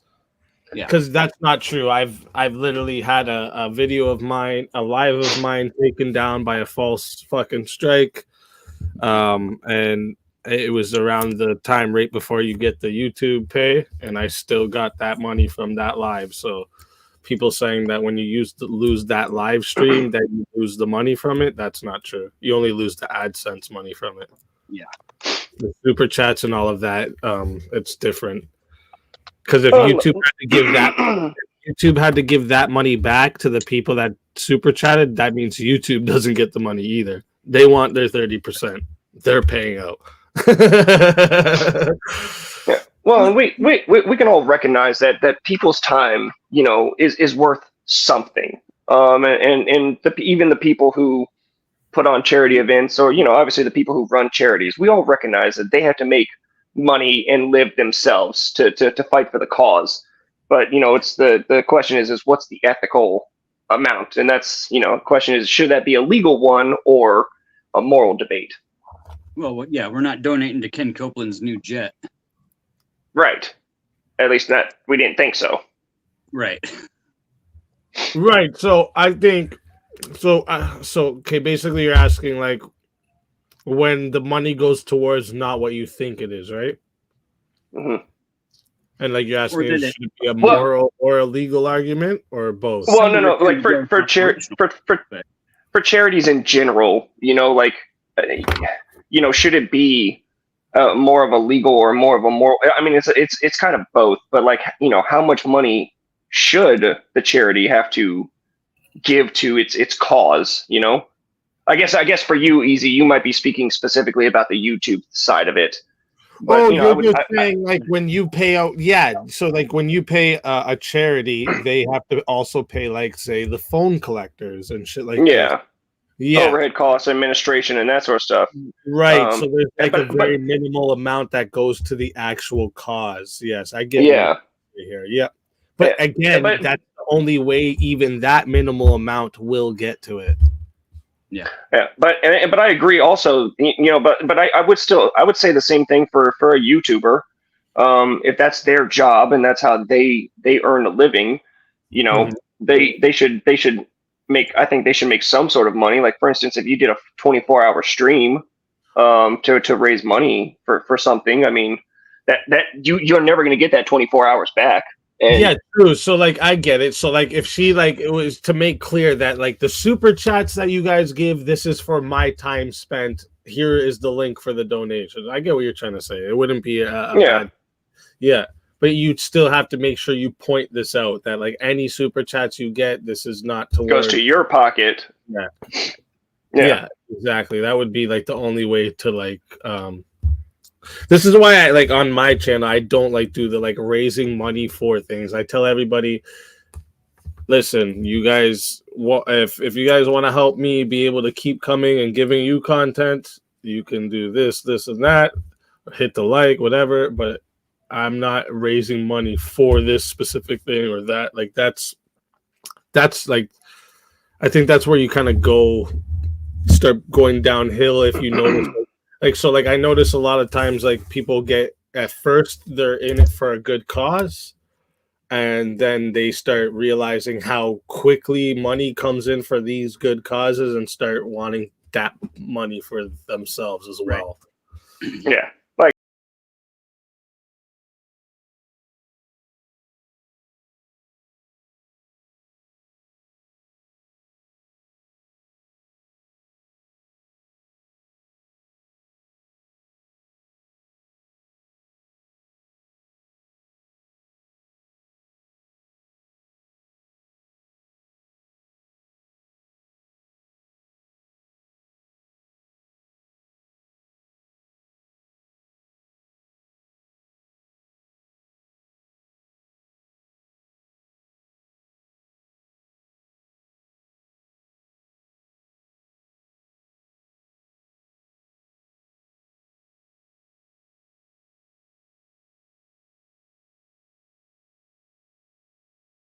Next time, tell them to wait about Yeah, 5 that's really minutes. cool. Hang on, guys. I've just got somebody at the door. That was me. Did you see my helmet? I had to put all my hair underneath that helmet. I look like an egghead.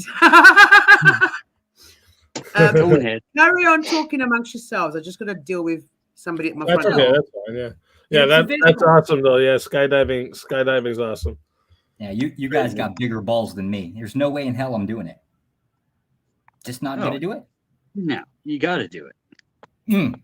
Hell no. Better If it makes you feel any better, you have more of a chance of dying on the way to work than you do. Yeah. From the I spend a lot of I spend a lot of time in aircraft, like a lot of time. Yeah, it's not appealing to me. I even freak out a little bit of turbulence. I freak out over that shit too. So I don't like flying either. Yeah. I'm with you there, right? Like, but like the thing is, when you're going up with a parachute on your back, you have like it's control. Where the reason I don't like flying is because you're in this solid tube, and if it starts going down, I have no control of the situation. I just have to, Jesus, take the wheel, right? But like you're going up with a parachute on you, you're gold, bro. Anything happens, you're jumping out with a parachute, anyways. in fact, you're jumping out with 2 parachutes. There's a backup chute. Yeah. I have this funny feeling there's a lot more risk with jumping out of the aircraft, even with the parachute. I'm under the impression there's, parachutes are. There's risk. That's why you have to, there's definitely risk. That's why you need to do so many jumps before you can go alone. But like the risks, again, you statistically, you have more of a chance of getting hurt on the way to work than you do jumping out of a plane and skydiving. I was just about to make that stupid pedantic argument. More people die by cars than airplanes, bro. That's because there's more cars than aircraft. Although I've got to ask, so what's the cost with that? Like in Canada, I have no clue. Like, if you skydive, what does it cost to forget owning your own equipment? Say you have to go rent your equipment, pay whatever fees to have somebody take you up, whatever extra fees it requires to have somebody throw you out the damn door because your balls ain't big enough to, make you go on your own. Like, what is the total cost on average? 50 bottles of maple syrup. Is that what Canada's trading now? Oh. That's just poking easy. I think it was like last year I read that Canada has a vault of syrup. Like they literally have a vaulting system for maple syrup. I was like, wait, what? They literally described it as like a Fort Knox system for maple syrup. I was like, wow. It's gold, kind of bro. Actually.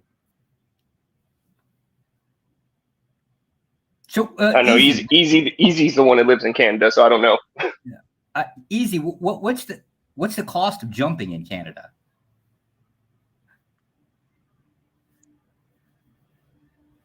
You didn't like my maple syrup joke.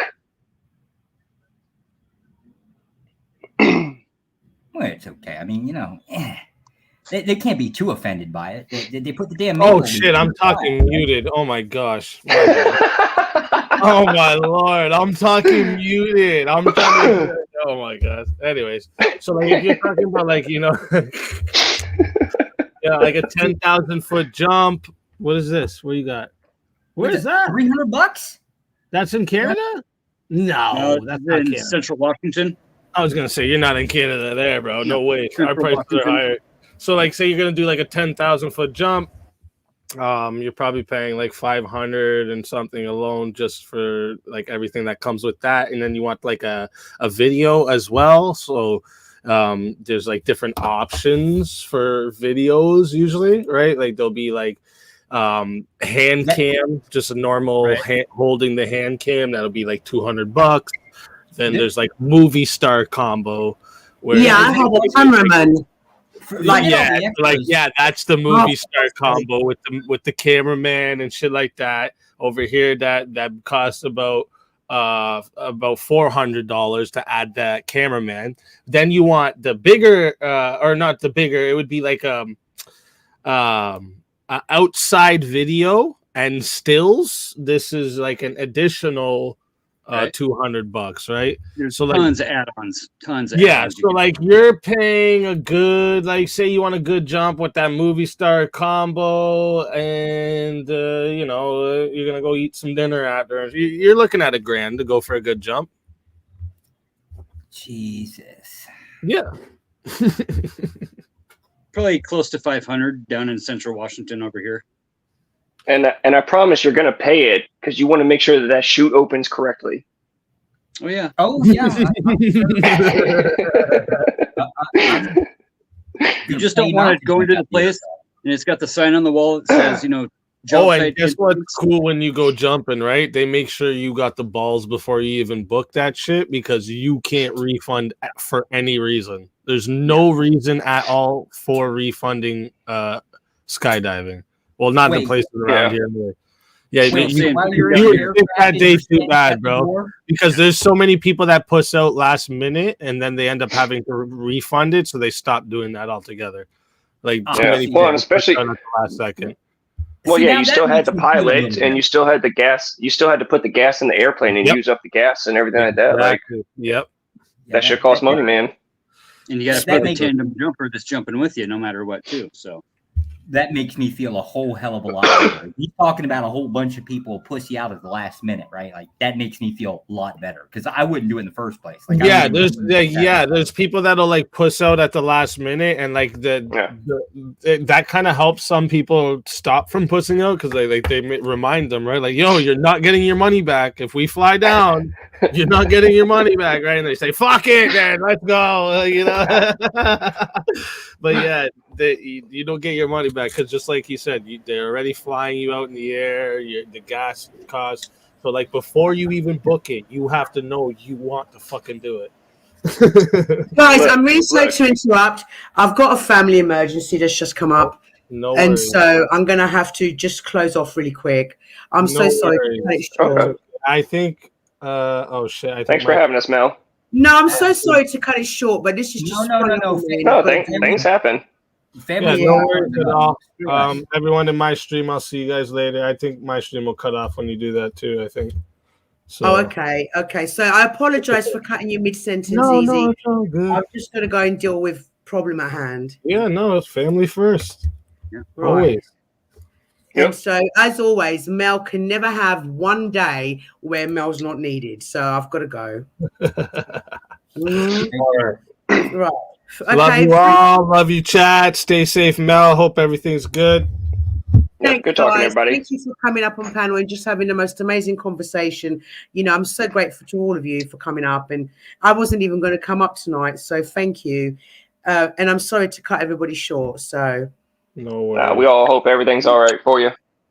It'll be good. It'll be fine. So, okay. Thanks everybody on panel. Thanks, everybody in chat. Thanks to all the bears that raided me. Thanks to also Infamous community because I know that we're streaming across 3 platforms tonight. So, and to the guy that keeps asking me if I'm a witch in the chat, yes, I fucking am. Watch out. You didn't hear last night's conversation, apparently. But I've got another Go live. back and watch all of it. Go back and watch all Easy streams. Go back and watch all Mel streams. Then you'll know all the lore and you'll be up to date. Sure. Right. Okay. So thank you guys, and I'm gonna have to shut off. So No I'm gonna worries. end with my thanks guys. I'm gonna end with my outros, and I'll see you all soon. I'll see y'all later. Take care. Bye. Later.